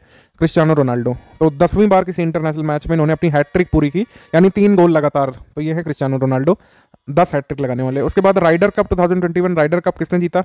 ये गोल्फ का टूर्नामेंट होता है राइडर कप, और इसको जो है किसने जीता है? US की टीम ने यूरोप की टीम को फाइनल में हरा करके जीता है। तो राइडर कप 2021 का विनर कौन? USA। ISSF जूनियर चैंपियनशिप, ये जो है पेरू के लीमा में इसका आयोजन हुआ था। 50 मीटर राइफल 3 पोजीशन में स्वर्ण पदक जो है किसने जीता है? ऐश्वर्य प्रताप सिंह तोमर ने। ठीक है, ये आपको याद रखना है, गोल्ड मेडल इन्होंने जीता इस ISSF जूनियर वर्ल्ड चैंपियनशिप ने। ये शूटिंग का कॉम्पिटिशन था। फिर उसके बाद वर्ल्ड रेसलिंग चैंपियनशिप 2021 में जो है फाइनलिस्ट बनने वाली पहली महिला कौन बनी है? अंशु मलिक। हालांकि ये हार गई थी फाइनल में, तो रजत पदक इन्होंने जीता है, जीत जाती तो स्वर्ण जीत जाती। उसके बाद फाइड विश्व महिला टीम चैंपियनशिप, इसमें जो है स्वर्ण पदक किसने जीता है? रशिया ने। भारत ने इसमें रजत जीता है और जॉर्जिया ने कांस्य जीता है। तो भारत ने रजत जीता है, जरूर ध्यान रखिएगा। ठीक है, FIDE world women's team championship 2021 में। मालदीव में SAFF चैंपियनशिप 2021 आयोजित हुई थी। SAFF जरूरी है, ये कई बार आ भी चुका है पेपर्स में। तो ये मालदीव में हुई थी, और फाइनल में जो है नेपाल को भारत ने हरा करके चैंपियनशिप जीत ली है। ये इंपॉर्टेंट बात है, याद रखिएगा। नेपाल को फाइनल में हराया। SAFF चैंपियनशिप, ये फुटबॉल टूर्नामेंट, मतलब फुटबॉल कॉम्पिटिशन होता है, ये जीत लिया भारत ने। भारत की 21वीं महिला ग्रैंड मास्टर ये कौन बनी है? ये बनी है दिव्या देशमुख। ठीक है, India 21st women grand master. ये काफ़ी इंपॉर्टेंट रिकॉर्ड है क्रिकेट का। महिला और पुरुष किसी भी इंटरनेशनल एक दिवसीय मैच में, यानी वनडे इंटरनेशनल मैच में, चाहे महिलाओं का हो चाहे पुरुषों का हो, तो सबसे कम उम्र में सेंचुरी स्कोर करने वाली बन गई है पुरुष महिला दोनों को मिलाकर के Amy Hunter. Amy Hunter Ireland की, इन्होंने जिम्बाब्वे के खिलाफ अपने 16th बर्थडे पर 121 रन बनाए। इससे पहले रिकॉर्ड बहुत दिन से मिताली राज के पास था, जो इंडिया की कैप्टन है इस समय। इन्होंने 1999 में आयरलैंड के खिलाफ जो है सेंचुरी बनाई थी। शार्लोविल राष्ट्रीय प्रतियोगिता, शार्लोविल में जीता है भवानी देवी ने। ये तलवारबाजी की प्रतियोगिता होती है, यानी फेंसिंग की। भवानी देवी जो है टोक्यो ओलंपिक में क्वालिफाई करने वाली पहली इंडियन वुमेन बनी थी, पहली इंडियन बनी थी कुल मिलाकर के। और हालांकि वो जीत नहीं पाई थी कोई भी मेडल, लेकिन फिर भी अपने आप में एक बहुत बड़ा फीट था। तो शॉर्विल नेशनल कंपटीशन फ्रांस में, इसमें इन्होंने इंडिविजुअल वुमेन्स के सेबर इवेंट में जो है जीता है ये। उसके बाद आईपीएल में 2 नई टीमें आएंगी अगले साल, अहमदाबाद और लखनऊ की, याद रख सकते हैं। उसके बाद 2022 अंडर 17 महिला विश्व कप जो कि भारत में होना है, इसका शुभंकर यानी मैस्कॉट लॉन्च कर दिया गया है, जो कि एक शेरनी है, ईभा करके। ईभा का चित्र आप देख सकते हैं गूगल पर जा करके। फिर उसके बाद पुरुष टेनिस प्रतियोगिता सोफिया ओपन, ये पुरुषों का ही था, तो इसमें विमेन सिंगल वाले मुकाबले हुए ही नहीं थे। पुरुष सिंगल में विजेता कौन? जैनिक सिनर इटली से, और पुरुष एकल उप विजेता कौन? गेल मॉनफिल्स फ्रांस से। देन इसके बाद उबर कप और थॉमस कप, उबर कप और थॉमस कप। डेनमार्क के आरहूस में उबर कप में फाइनल में चीन ने जापान को हराकर उबर कप जीता, ठीक है। और थॉमस कप ट्रॉफी किसने जीती? इंडोनेशिया ने, चीन को फाइनल में हराकर। तो दोनों अलग अलग है। थॉमस ट्रॉफी का विनर इंडोनेशिया, उबर कप का विनर चीन। इसके बाद Denmark open badminton 2021, Denmark open में मेन सिंगल में विक्टर एक्सेल्सन इन्होंने जीता, ठीक है। हराया किसको? केंटो मोमोटा को, जो कि जापान से है। उसके बाद महिला सिंगल में अकाने यामागुची ने जीता, जो कि जापान से है, और आंग सेन यंग जो कि साउथ कोरिया की है, उनको हराया था। डेनमार्क ओपन पूछा जा चुका है, याद रखिएगा इसको। उसके बाद ये बाबोलत बुल्गारियन इंटरनेशनल बैडमिंटन चैंपियनशिप, इसमें मैसाम मिराबा लोआंग इंडिया में ये मेन सिंगल में विनर रहे थे। उसके बाद सामिया इमाद फारूकी यहाँ जीत गई थी, ठीक, विमेन्स में। आईपीएल 2021 फाइनली कंक्लूड हुआ। आधा आईपीएल दुबई में हुआ था, आधा जो इंडिया में हुआ था। तो आप देखेंगे कि इसमें जीता किसने? चेन्नई सुपर किंग्स ने जीता था, और player of the tournament Harshal Patel रहे आरसीबी से। उच्चतम स्कोर जिनको ऑरेंज कैप मिलता है, ऋतुराज गायकवाड़ रहे 635 रन, और सर्वाधिक विकेट लेने वाले हर्षल पटेल रहे थे, ठीक है। और मुंबई इंडियंस की टीम ने सबसे ज़्यादा यानी 5 बार आईपीएल खिताब अपने नाम किया है। इंग्लिश वर्जन वाले लोग यहाँ पर स्क्रीनशॉट ले सकते हैं, थोड़ा सा छिप गया था। BNP Paribas open tennis tournament, ठीक है। और इसमें कैमरून नॉरी जो कि दक्षिण अफ्रीका के हैं, इन्होंने जो है फाइनल में निकोलस बेसिल शिवली जॉर्जिया के हैं, इनको हराया था। पौला बेडोसा जो कि यूएस से है, इन्होंने विक्टोरिया एजरंका जो कि बेलारूस से, इनको हरा करके ये मेंस और वुमेन्स सिंगल क्रमशः जीते थे BNP परिबास ओपन मास्टर्स में। समिट्स हम लोग देखेंगे अक्टूबर 2021 मंथ की। ग्लोबल सिटीजन लाइव, ये कार्यक्रम आपका 24 घंटे का लाइव कार्यक्रम विश्व भर के प्रमुख सिटीज़ में चला था, Mumbai, New York, Paris, Rio de Janeiro, Sydney, Los Angeles, Lagos, Seoul. तो इसमें प्रधानमंत्री मोदी जी ने इसको एड्रेस किया था 25 सितंबर वाले लाइव में। ग्लोबल सिटीजन क्या है? एक वैश्विक संगठन है जो 2030 तक अत्यधिक गरीबी को समाप्त करने की दिशा में काम कर रहा है, टू एलिमिनेट या एंड एक्सट्रीम पॉवर्टी बाई 2020। अगस्त 2021 के बाद ये मॉस्को फोरम की पहली मीट हुई थी, और इसकी अध्यक्षता या फिर कह सकते हैं मेजबानी किसने की थी? रशिया ने। भारत सहित 10 देशों ने इसमें भाग लिया था। 18वां भारत आसियान समिट, ये इंडो एशियन समिट, इसमें नरेंद्र मोदी ने पार्टिसिपेट किया था, ब्रुनई की अध्यक्षता में हुआ था, ठीक है। सुल्तान हाजी हसन अल बोलकिया के निमंत्रण पर प्रधानमंत्री जी गए थे भारत के। और 30वीं वर्षगांठ की उल्लेखनीय उपलब्धि पर भारत आसियान मैत्री वर्ष के रूप में 2022 को घोषित किया गया है। तो 2022 अभी आया नहीं, लेकिन पहले ही हमको याद करने का काम दे दिया है कि भारत आसियान मैत्री वर्ष के रूप में 2022 को मनाया जाएगा। 18th इंडो आसियान समिट में ये घोषणा की गई। आज़ादी @75 expo, new urban India transforming the urban landscape, इस थीम के साथ ये हुआ था लखनऊ में, ठीक। तो न्यू अर्बन इंडिया आज़ादी @75 ये कहाँ पे हुआ था अगर पूछ ले? लखनऊ में, ठीक। हिमालयन फिल्म फेस्टिवल वैसे कई दिन पहले आपको बता दिया गया था, लेकिन एक्चुअली कंडक्ट हुआ 24 से 28 सितंबर के बीच लेह लद्दाख में, द हिमालयन फिल्म फेस्टिवल 2021। उसके बाद भारत ब्रिटेन बहुपक्षीय वार्ता, ये दूसरी भारत ब्रिटेन बहुपक्षीय वार्ता आयोजित हुई थी, कहाँ पर? लंदन में, ठीक, लंदन में। उसके बाद all India programme, video conferencing के माध्यम से जो है 35 फसलों की किस्में राष्ट्र को समर्पित की गई थी। सारी फसलों के नाम नहीं देखने हैं आपको, लेकिन ये क्रॉप वैराइटीज आईकार ने डेवलप की हैं। उद्देश्य क्या था? Create public awareness about adopting climate friendly technologies. Bharat, Britain और ऑस्ट्रेलिया संयुक्त रूप से COP26 में आइरिस पहल शुरू करने वाले हैं, ये घोषणा की गई। तो आइरिस यहाँ पर क्या? Infrastructure for resilient island state. तो भारत, ऑस्ट्रेलिया और UK छोटे द्वीप विकासशील राज्यों, जिनको सिड्स बोला जा रहा है, इनके सहयोग से infrastructure for resilient island states शुरू करने वाले हैं। तो अगर आपसे पूछ लें कि इरिस पहल किसकी है, तो इंडिया, UK और ऑस्ट्रेलिया का ज्वाइंट इनिशिएटिव है ये, ठीक है। चौथी जनरल असेंबली जो इंटरनेशनल सोलर अलायंस की हुई थी, ठीक है, ये सब वर्चुअल माध्यम से हो रही है। वैसे तो हेडक्वार्टर आईएसए का गुड़गांव में है, लेकिन ये वर्चुअल माध्यम से हुई और इसकी अध्यक्षता किसने की थी? आर के सिंह ने, ठीक, आर के सिंह ने। आईएसए ने, इंटरनेशनल सोलर अलायंस ने 2030 तक सौर क्षेत्र में $1 ट्रिलियन के निवेश का लक्ष्य रखा है यहाँ पर, ठीक है। National mission on edible oil palm business summit, oil palm business summit ये कहाँ पर हुई थी? गुवाहाटी, असम में। ये चीज़ ध्यान रखनी है आपको। Buddhist circuit train fam tour, ये सफदरगंज रेलवे स्टेशन से शुरू कर दिया गया है और ये देखो अपना देश इनिशिएटिव जो है टूरिज्म को प्रमोट करने के लिए उससे संबंधित है। आईआरसीटीसी ने ये आपका Buddhist circuit train fam tour launch किया। इसको कहाँ से लॉन्च किया? सफदरगंज रेलवे स्टेशन से। ये एक बार जरूर याद रखिएगा। इंडियन स्पेस एसोसिएशन को लॉन्च किया गया मोदी जी के द्वारा और इंडियन स्पेस एसोसिएशन के संस्थापक सदस्यों में प्रमुख कंपनीज हैं जैसे Larsen and Toubro, Nalco, OneWeb, Bharti Airtel, MapmyIndia, Walchandnagar industries और अनंत टेक्नोलॉजीज लिमिटेड। 18th आपका इंडो आशियान समिट था और 16th ईस्ट एशिया समिट है।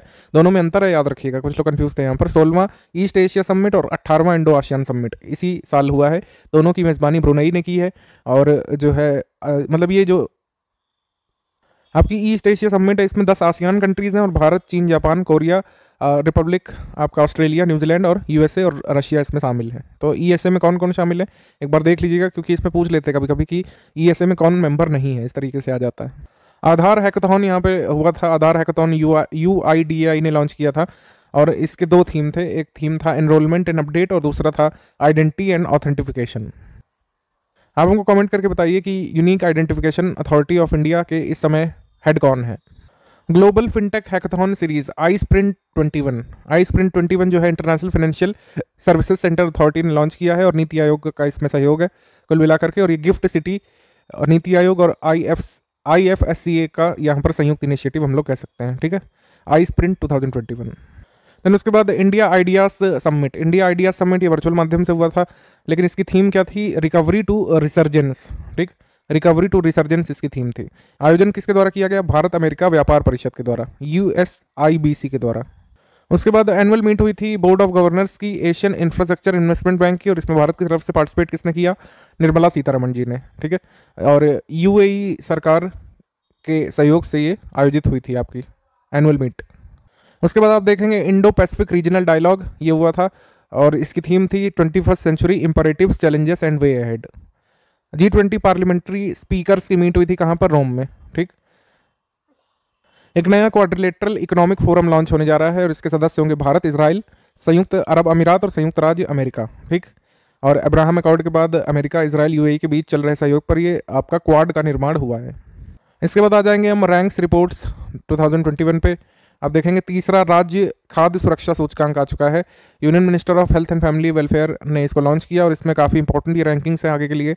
बड़े राज्यों की श्रेणी, छोटे राज्यों की और केंद्र शासित प्रदेशों की। इसमें टॉप 3 कौन कौन से हैं ये एक बार जरूर देखिएगा इसमें, और एटलीस्ट टॉप पर कौन है ये जरूर देखिएगा। तो छोटे राज्यों में गोवा, बड़े राज्यों में गुजरात और केंद्र शासित प्रदेशों में जम्मू एंड कश्मीर, ठीक। आखिरी पर कौन है? बिहार, BPSC वाले जरूर देखिएगा इसको। अंतिम पर छोटे राज्यों में मिजोरम और केंद्र शासित प्रदेशों में लक्षद्वीप, ठीक।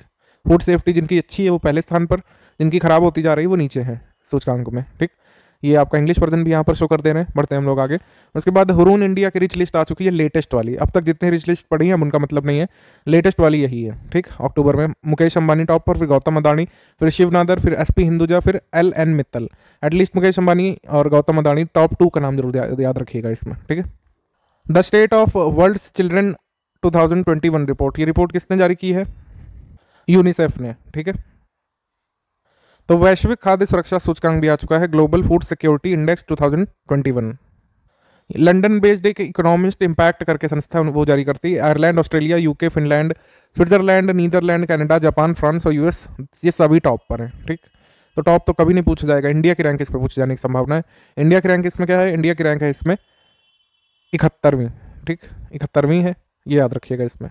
उसके बाद फीफा की रैंकिंग अभी आई थी। फीफा रैंकिंग जो अक्टूबर तक आई है उसमें जो है इंडिया की पोजीशन 106वीं है, एक बार देख लीजिएगा, कभी कभी आ जाता है जब लेटेस्ट रैंकिंग रिलीज होती है। बेल्जियम टॉप पर है फर्स्ट पर, फिर आपका ब्राज़ील है, फिर फ्रांस है, ठीक। उसके बाद मर्सर्स ग्लोबल पेंशन इंडेक्स आया है। मर्सर्स ग्लोबल मर्सर कंसल्टिंग फंड जो ये फर्म है, सॉरी, मर्सर कंसल्टिंग, इसके द्वारा जारी किया जाता है। इसमें आइसलैंड जो है टॉप पर है, फिर नीदरलैंड है, फिर नॉर्वे। मतलब ये जो आपका वैल्यू है नहीं याद रखना, इंडेक्स वैल्यू नहीं आएगा, खाली रैंक ध्यान रखिए। टॉप पर आइसलैंड, फिर नीदरलैंड, फिर नॉर्वे, और 43 देशों में से भारत 40वें स्थान पर है। बस ये इतना काफ़ी है। मर्सर ग्लोबल पेंशन इंडेक्स में टॉप पर कौन? आपका आइसलैंड। लास्ट पर कौन? थाईलैंड। 40वें पर कौन? इंडिया। उसके बाद WJP rule of law index 2021, तो वर्ल्ड जस्टिस प्रोजेक्ट्स WJP जो है ये जारी करता है, और इसमें रैंकिंग दी गई है। पहले पर डेनमार्क है, दूसरे पर नॉर्वे है, तीसरे पर फिनलैंड है। भारत का स्थान इसमें आपका 79वां है। सबसे खराब स्थान किसका? वेनेजुएला का। तो इसमें विधि के शासन पर सबसे मजबूत जो देश है उसको रैंक दी जाती है। इंडिया को इसमें 79वां स्थान मिला है। ग्लोबल हंगर इंडेक्स आ चुका है, जो कि वेल्ट हंगर हिल्फ के द्वारा जारी किया जाता है। वेट हंगर हिल्फ और कंसर्न वर्ल्ड वाइड के द्वारा। तो वेट हंगर हिल्फ और कंसर्न वर्ल्ड वाइड का ये हंगर इंडेक्स भारत को रैंक देता है। इस साल भारत का स्थान है 116 देशों में 101वां। पिछले बार भारत का स्थान 107 देशों में 94वां था। दोनों याद रखिएगा, पिछले साल का भी आ सकता है, ठीक है। और इसमें जो है चीन, कुवैत और ब्राज़ील सहित कुल 18 देश शीर्ष रैंक पर हैं, तो शीर्ष रैंक पूछी नहीं जाएगी। अदर जो एशियन कंट्रीज़ हैं उनका आप देखिएगा, जैसे नेपाल 76, ठीक, भारत से अच्छा। पाकिस्तान 92, म्यांमार 71 और बांग्लादेश 76, ये है। हेनले का लेटेस्ट पासपोर्ट इंडेक्स आ चुका है, और इंडिया की रैंक हेनले पासपोर्ट इंडेक्स में 90वीं है, ध्यान रखिएगा, 90। वैसे तो रैंकिंग पासपोर्ट रेस्ट्रिक्शंस जो लगे थे कोविड-19 सेकेंड वेव में, उसके कारण कई बार बदली थी, लेकिन लेटेस्ट आपको याद रखनी है 90, ठीक है। तो जापान, सिंगापुर दोनों टॉप पर, और जर्मनी, दक्षिण कोरिया दोनों आपकी सेकंड पोजीशन पर। इतना काफ़ी हो गया, याद रखना। बाकी अंतिम देश कौन है पासपोर्ट इंडेक्स में? अफगानिस्तान। इसके बाद renewable energy country activeness index, ये अर्नस्ट एंड यंग के द्वारा जारी किया जाता है। टॉप पर इन्होंने अमेरिका को, सेकंड पर चाइना को, थर्ड पर इंडिया को रखा है, ठीक है। याद रखना है तीनों रैंकिंग आपको, America, China, India, Ernst and Young के renewable energy country attractiveness index में। और पिछले साल भी इंडिया जो है थर्ड पर था, इस साल भी है। फोर्ब्स इंडिया की रिच लिस्ट आ चुकी है। इसमें सबसे अमीर व्यक्ति नो डाउट मुकेश अंबानी है, फिर गौतम अडानी है, फिर आपके शिवनादर हैं। यही टॉप जो है रून में भी आपको देखने को मिलेंगे। अंतिम 3 सबसे अमीर योगेश कोठारी, ठीक। सूची में सबसे कम उम्र के व्यक्ति बायजू रविंद्रन और दिव्या गोकुलनाथ। सूची में सबसे वृद्ध अमीर व्यक्ति देवेंद्र जैन, और सबसे अमीर महिला सावित्री जिंदल है। इतना आपको याद रखना काफ़ी है। आगे बढ़ते हैं हम लोग। Global climate tech investment trend report, ये London and partners and company के द्वारा जारी की जाती है। इसमें टॉप पर अमेरिका, सेकंड पर चाइना, और 9वें नंबर पर इन्होंने भारत को रखा है। भारत की रैंक इसमें 9वीं है।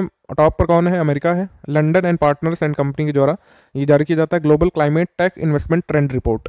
इसके बाद आपका इकोलॉजिकल थ्रेट रिपोर्ट 2021, ये international think tank institute of economics and peace के द्वारा जारी किया जाता है। इसमें बता रहे हैं कि इकोलॉजिकल थ्रेट सबसे कम कहाँ पर है, तो सबसे कम जहाँ पर है वो है आइसलैंड, सिंगापुर और आयरलैंड, ठीक। इसमें इंडिया का स्थान क्या है? 144वां, क्योंकि यहाँ पे लगातार आपके साइक्लोन्स आते रहते हैं ईस्टर्न कोस्ट पर, इस वजह से 144वें स्थान पर रखा है। यहाँ पर इकोलॉजिकल थ्रेट काफ़ी है। जो हमने आपको हिंदी वर्जन बताया वो यहाँ पर इंग्लिश वर्जन में भी लिखा हुआ है, आप इसको देख सकते हैं। The state of education report, ये किसके द्वारा जारी की जाती है? सबसे पहले यूनेस्को के द्वारा। और इसका टाइटल क्या था रिपोर्ट का? No teacher no class. दो ये चीज़ें काफ़ी ज़रूरी हैं।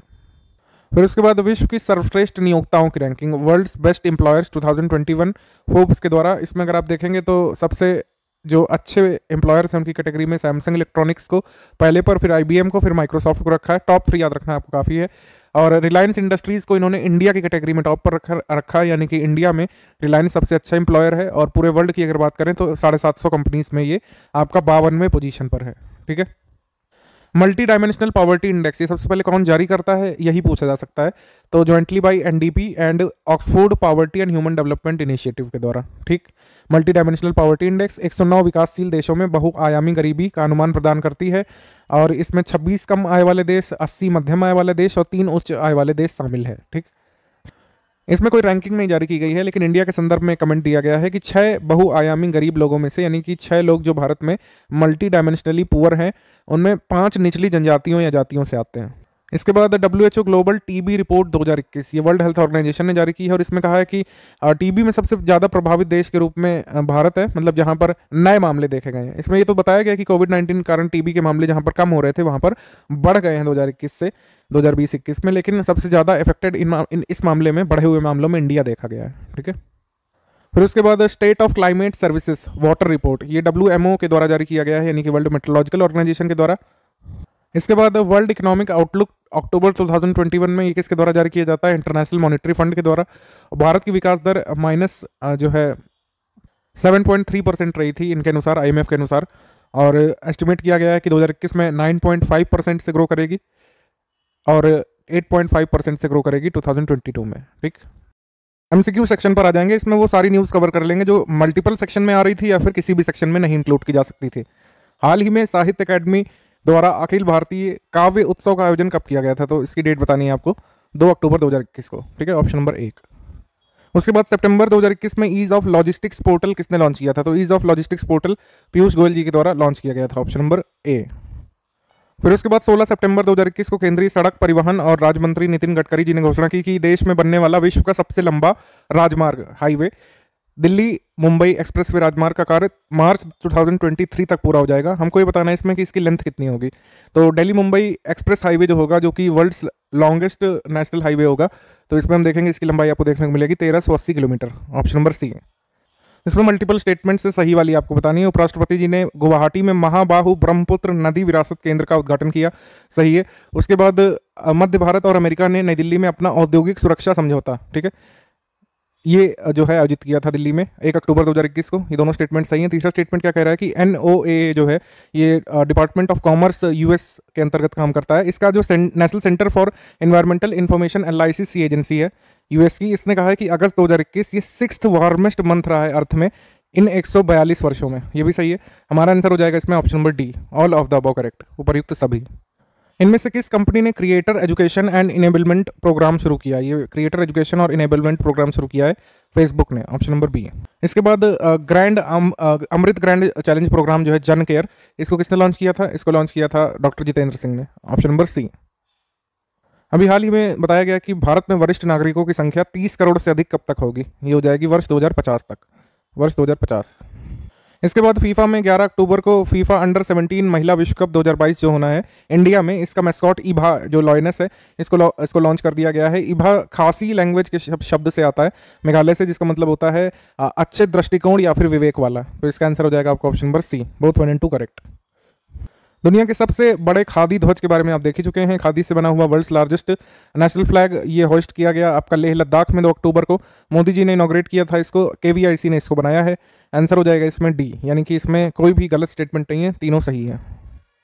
एक्चुअली यहाँ पे थोड़ी मिस्टेक हो गई ऑप्शन रीड करने में, इसमें रॉन्ग पूछा है और इसमें ये वाला रॉन्ग है ना। मोदी जी नहीं गए थे इसको इनॉग्रेट करने, इसको इनॉग्रेट किया गया था वहाँ के LG के द्वारा। LG जो लद्दाख के हैं, RK माथुर, इनके द्वारा इनॉग्रेट किया गया। और इसका वेट जो है 1400 किलो बताया जा रहा था, कहीं कहीं पर 1000 किलो भी आपको देखने को मिल रहा है। 525 फीट लेंथ और विड्थ इसकी थी 150 फीट। ठीक, उसके बाद आप देखेंगे 2023 में एक अफ्रीकन पैरालंपिक गेम होगा जिसमें सिर्फ अफ्रीकन कंट्रीज पार्टिसिपेट करेंगी। आपसे पूछ रहे हैं कि ये कहाँ पर होगा, तो ये होगा घाना में, ऑप्शन नंबर A है। फिर इसके बाद नजला बोर्डन अरोमदाने, ये इंडोनेशिया की पहली महिला प्रधानमंत्री हम देख चुके हैं। फिर उसके बाद है कि अमेजॉन इंडिया ने अमेजॉन फ्यूचर इंजीनियर ये इनिशिएटिव लॉन्च किया है, ये भी सही है। फिर उसके बाद है कि राइट लाइवलीहुड अवार्ड मिला है लाइफ फाउंडेशन को, legal initiative for forest and environment को। तो तीनों स्टेटमेंट यहाँ पर सही है, आंसर हो जाएगा इसमें D, all of the above correct. Sacred portal ministry of social justice and empowerment के द्वारा जारी किया गया है। किस दिन पर जारी किया गया है? 1 अक्टूबर को, यानी international day of older persons पर, option number B। Older persons के लिए है, वृद्ध जनों के लिए आपका सैक्रेड पोर्टल। फिर उसके बाद 30 सितंबर को जवाहरलाल नेहरू मणिपुर नृत्य अकादमी इम्फाल के मंडप में 3 दिवसीय नट संकीर्तन का उत्सव किया गया था। ठीक, नाबार्ड ने अरुणाचल प्रदेश में याक पालन के लिए क्रेडिट योजना को मंजूरी दी है। ठीक, तो इसका आंसर हो जाएगा आपका ऑप्शन नंबर C। दोनों सही है, यहाँ पर दोनों स्टेटमेंट सही है। National centre on yak research, national research centre on yak basically ये आपका दिरांग नाम की जगह पर वेस्ट कामेंग डिस्ट्रिक्ट अरुणाचल प्रदेश में स्थित है, ये भी देखिएगा। प्राइवेट सेक्टर के AU स्मॉल फाइनेंस बैंक ने अभी नाबार्ड के साथ समझौता किया है उस राज्य में रूरल डेवलपमेंट इनिशिएटिव को बूस्ट करने के लिए। तो ये AU स्मॉल फाइनेंस बैंक किस राज्य के रूरल डेवलपमेंट इनिशिएटिव को बूस्ट करेगा, ये इस पर पूछा है। तो ये बूस्ट करेगा राजस्थान में, ऑप्शन नंबर C। डिजी सक्षम कार्यक्रम के बारे में बताना है। डिजी सक्षम कार्यक्रम जो है लॉन्च किया गया था श्री भूपेंद्र यादव के द्वारा, सही है। उसके बाद ये डिजिटल स्किलिंग प्रोग्राम है जिससे कि एम्प्लॉयबिलिटी यूथ की इंप्रूव की जा सके। ठीक, और डिजी सक्षम जॉइंट इनिशिएटिव है माइक्रोसॉफ्ट इंडिया का और ministry of labour and empowerment का। तो इसमें तीनों ही स्टेटमेंट सही है, आंसर हो जाएगा D। स्वच्छ भारत मिशन अर्बन 2.0 और अटल रिजुविनेशन मिशन इसके बारे में बता चुके हैं। इसको दिल्ली से लॉन्च किया गया था मोदी जी के द्वारा, सही है। दोनों स्टेटमेंट इसमें सही है और जो काम की बात है वो हमने आपको पहले ही बता दिया इसके बारे में। एक काम की बात और याद रखिएगा कि अगर पूछ ले कि स्वच्छ भारत मिशन अर्बन जो है इसको कब तक के लिए कंटिन्यू किया जाएगा फिलहाल, तो 2025-26 तक ये कंटिन्यू रहने वाला है, इसको याद रखिएगा। ठीक। केंद्रीय नागरिक उड्डयन मंत्री श्री ज्योतिरादित्य एम सिंधिया ने भारत सरकार की रीजनल कनेक्टिविटी स्कीम उड़ान के तहत सिंधुदुर्ग के महाराष्ट्र में चिपी ग्रीनफील्ड हवाई अड्डे का वर्चुअल उद्घाटन किया है। सिंधुदुर्ग से मुंबई तक के लिए उड़ान के लिए हवाई अड्डा है ये। मतलब कुल मिलाकर ये चिपी एयरपोर्ट से पहली फ्लाइट कहाँ तक की थी, ये सिंधुदुर्ग से मुंबई तक की। और ये रीजनल कनेक्टिविटी स्कीम के तहत जितने नए हवाई अड्डे खोले जा रहे हैं, चाहे वो बरेली का एयरपोर्ट उत्तर प्रदेश में, चाहे जो भी हो, उससे संबंधित क्वेश्चन आते रहे हैं। जैसे अगर आप देखें जब रूपसी एयरपोर्ट असम में इनॉग्रेट हुआ था तो उससे संबंधित क्वेश्चन आया था। तो चिपी एयरपोर्ट पूछ लेंगे कहाँ पर है, ये आपका सिंधुदुर्ग महाराष्ट्र में है। आंसर हो जाएगा इसमें बोथ 1 and 2 करेक्ट। ये काफी इंपॉर्टेंट क्वेश्चन है एग्जाम के लिए। फिर इसके बाद भारत सरकार ने सौर ऊर्जा और पवन ऊर्जा के माध्यम से प्रमुख बंदरगाहों में भारत की अक्षय ऊर्जा की हिस्सेदारी को कितने बढ़ाने का लक्ष्य रखा है, तो इसको 60% तक बढ़ाना है। ठीक है, ऑप्शन नंबर सी।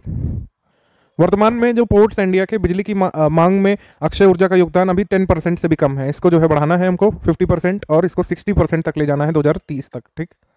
फिर उसके बाद 23 सितंबर 2021 को राष्ट्रीय औद्योगिक इंजीनियरिंग संस्थान मुंबई में लॉजिस्टिक्स और सप्लाई चेन मैनेजमेंट पर उत्कृष्टता केंद्र का उद्घाटन किसने किया, यानी कि सेंटर ऑफ एक्सीलेंस या फिर centre for excellence in logistics and supply chain management national institute of industrial engineering Mumbai में इनॉग्रेट किया गया था पीयूष गोयल जी के द्वारा। तो मेन यहाँ पर क्या है कि centre of excellence in logistics and supply chain कहाँ पर स्टैब्लिश किया गया, मुंबई में। ठीक, ऑप्शन नंबर ए।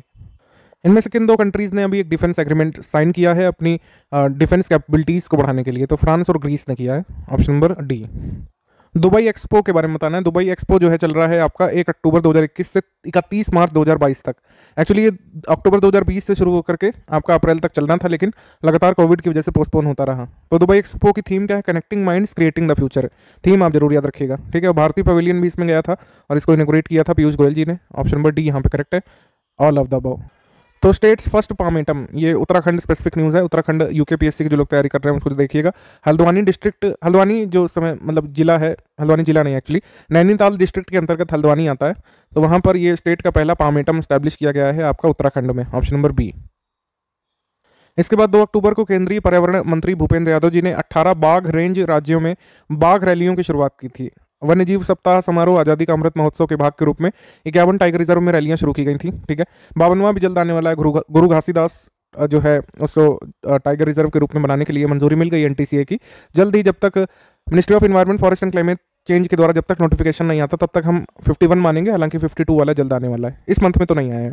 तो India for tigers rally on wheels इसकी थीम थी। आंसर हो जाएगा इसमें डी। उत्तर प्रदेश में मेडिकल डिवाइस पार्क कहाँ पर स्टैब्लिश किया जाना है, तो ये स्टैब्लिश किया जाएगा गौतम बुद्ध नगर में, या नोएडा ऑप्शन में दिया तो उसको लगाइएगा आप। और जो है ये हम वैसे उत्तर प्रदेश के करंट अफेयर में भी बता चुके हैं। कामधेनु दीपावली कैंपेन, कामधेनु दीपावली कैंपेन 2021 इसको इनॉग्रेट किया गया है। Kamdhenu Deepawali 2021 campaign national Kamdhenu mission के द्वारा। ठीक है, इसमें door to door Diwali worship और गोमय यानी कि आप समझ रहे हैं गोबर से बने हुए लक्ष्मी गणेश आइडल्स और गोबर से बने हुए दियों का यहाँ पर प्रयोग किया जाएगा, जो कि काफ़ी इको फ्रेंडली है। ठीक है, आंसर हो जाएगा इसमें सी, बोथ 1 and 2 करेक्ट। अभी हाल ही में हाई पावर्ड ट्रांसमीटर दूरदर्शन और ऑल इंडिया रेडियो के नेशन को हम्बोटिंगला जगह पर कारगिल लद्दाख में जो है मतलब नेशन को डेडिकेट किसने किए हैं, अनुराग सिंह ठाकुर ने। Option number D. इसरो ने हाल ही में रीयूजेबल बूस्टर अपने GSLV Mk3 लॉन्च व्हीकल्स में इंस्टॉल करने की योजना बनाई है। उसके बाद भारत के खगोल भौतिकविदों के एक दल ने टूकन तारामंडल में 3 सुपर मैसिव ब्लैक होल के दुर्लभ विलय का अवलोकन किया था। ठीक है, वित्त मंत्रालय के व्यय विभाग ने 8 राज्यों को वित्त वर्ष 2021-22 में पूंजीगत व्यय के लिए राज्यों को विशेष सहायता योजना के तहत पूंजीगत परियोजनाओं के लिए इतने रुपए मंजूर किए थे। तो ये department of expenditure ministry of finance ने जिन 8 राज्यों के लिए अप्रूव किया था उनके नाम एक बार जरूर देखिएगा। क्या इसमें उत्तर प्रदेश शामिल है? नहीं। बिहार, छत्तीसगढ़, हिमाचल प्रदेश, महाराष्ट्र, पंजाब, सिक्किम, मध्य प्रदेश और तेलंगाना इसमें शामिल है। ठीक, तो अगर पूछ लें कि ये जो स्पेशल असिस्टेंट स्टेट्स को दिया गया था कैपिटल एक्सपेंडिचर के लिए फाइनेंशियल ईयर 2021-22 में, तो इसमें क्या उत्तर प्रदेश शामिल है? नहीं। हमारा आंसर हो जाएगा इसमें D, all of the above correct. देश के मेंटर्स गाइडिंग प्रोग्राम जो है कहाँ पे शुरू किया गया है? दिल्ली में। ठीक, national single window system investors और बिजनेसेस के लिए लॉन्च किया गया है पीयूष गोयल जी के द्वारा। Option number B. नासा का लूसी मिशन जो है इसके बारे में बताना है। बृहस्पति के ट्रोजन क्षुद्र ग्रहों का अध्ययन करने के लिए पहला अंतरिक्ष अध्ययन लूसी भेजा जाएगा नासा के द्वारा 16 अक्टूबर को। अंतरिक्ष यान को cap Canaveral space station Florida से लॉन्च किया जाएगा। मिशन लूसी को चट्टानी पिंडों के समूह की जांच के लिए उद्देश्य के लिए लॉन्च किया जाएगा, जो 2 समूहों में सूर्य की परिक्रमा कर रहे हैं। तो इसका आंसर हो जाएगा डी। लूसी मिशन के बारे में सही है डी। एयर गन सरेंडर अभियान जो है कि कहाँ पे चलाया गया था आपका, जिससे जो पशु पक्षियों का शिकार करते हैं वो ना करें, ठीक है, और स्वतः अपनी एयरगन सबमिट कर दें। तो ये एयरगन का अभियान चलाया गया था, airgun surrender campaign, Arunachal Pradesh में, ऑप्शन नंबर ए। कनाडा की सिटी बार्नबी में गौरी लंकेश डे मनाया गया था। ये हमने पिछले करंट अफेयर पिछले मंथ में बता दिया था खैर आपको। गौरी लंकेश दिवस किस दिन मनाया जाएगा? 5 सितंबर को, option number A.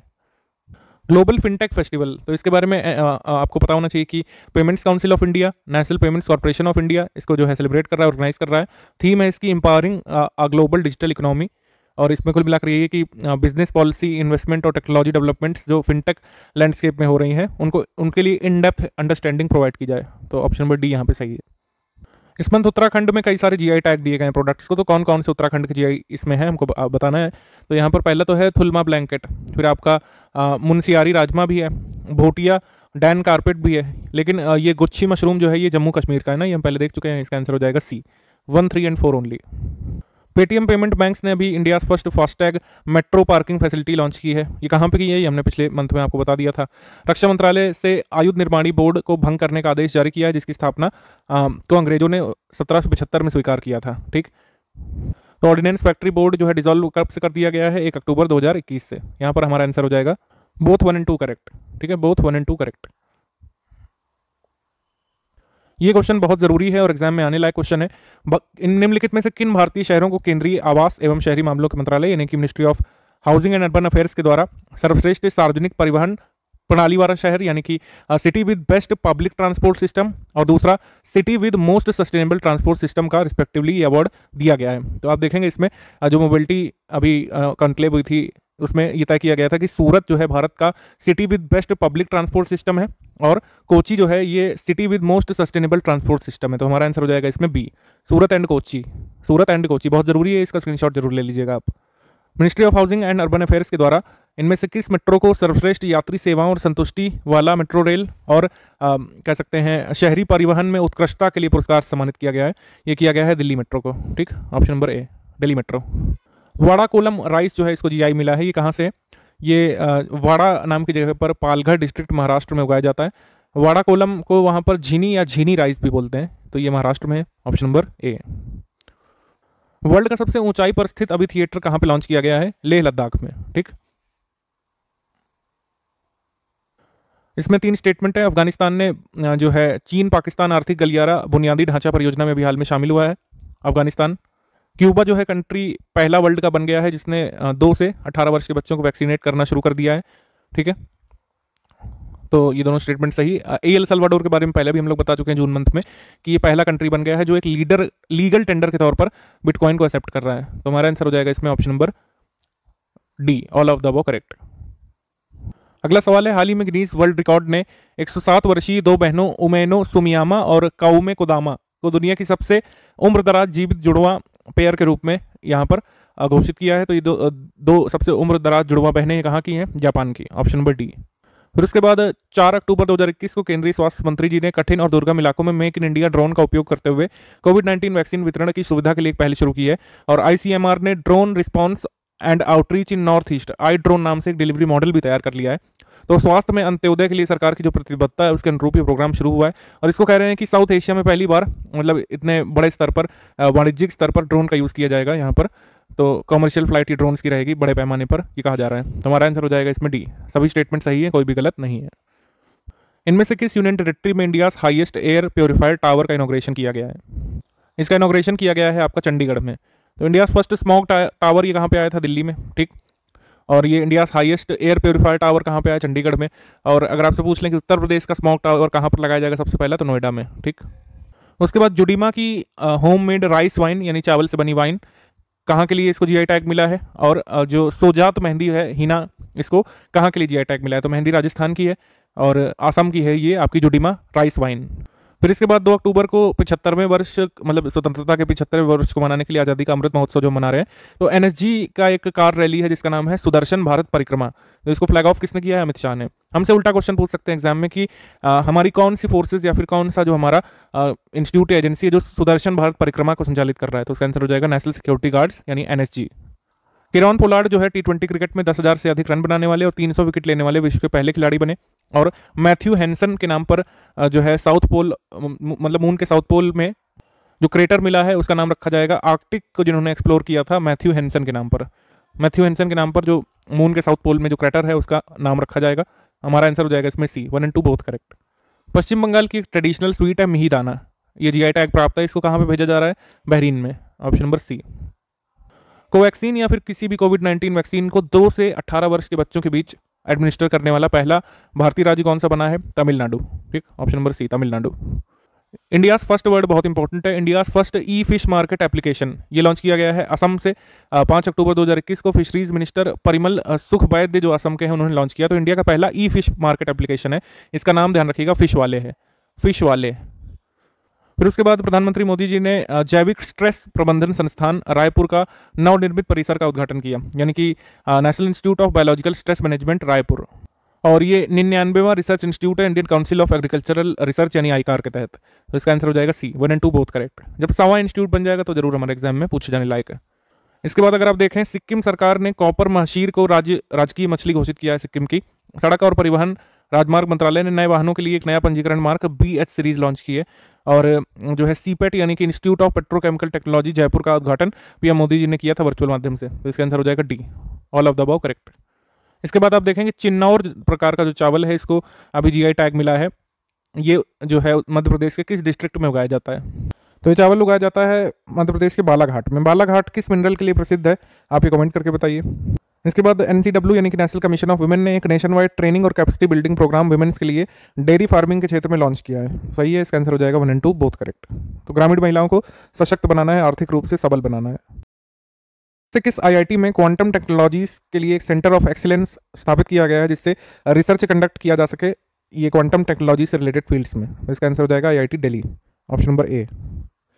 I Raste portal ये आर्टिफिशियल इंटेलिजेंस पावर्ड हम देख चुके हैं पहले भी, ये सही है। उसके बाद United Nations human rights council ने अभी हाल ही में एक्सेस टू क्लीन, हेल्दी और सस्टेनेबल इन्वायरमेंट को रिकॉग्नाइज किया है एक ह्यूमन राइट के तौर पर, ठीक है।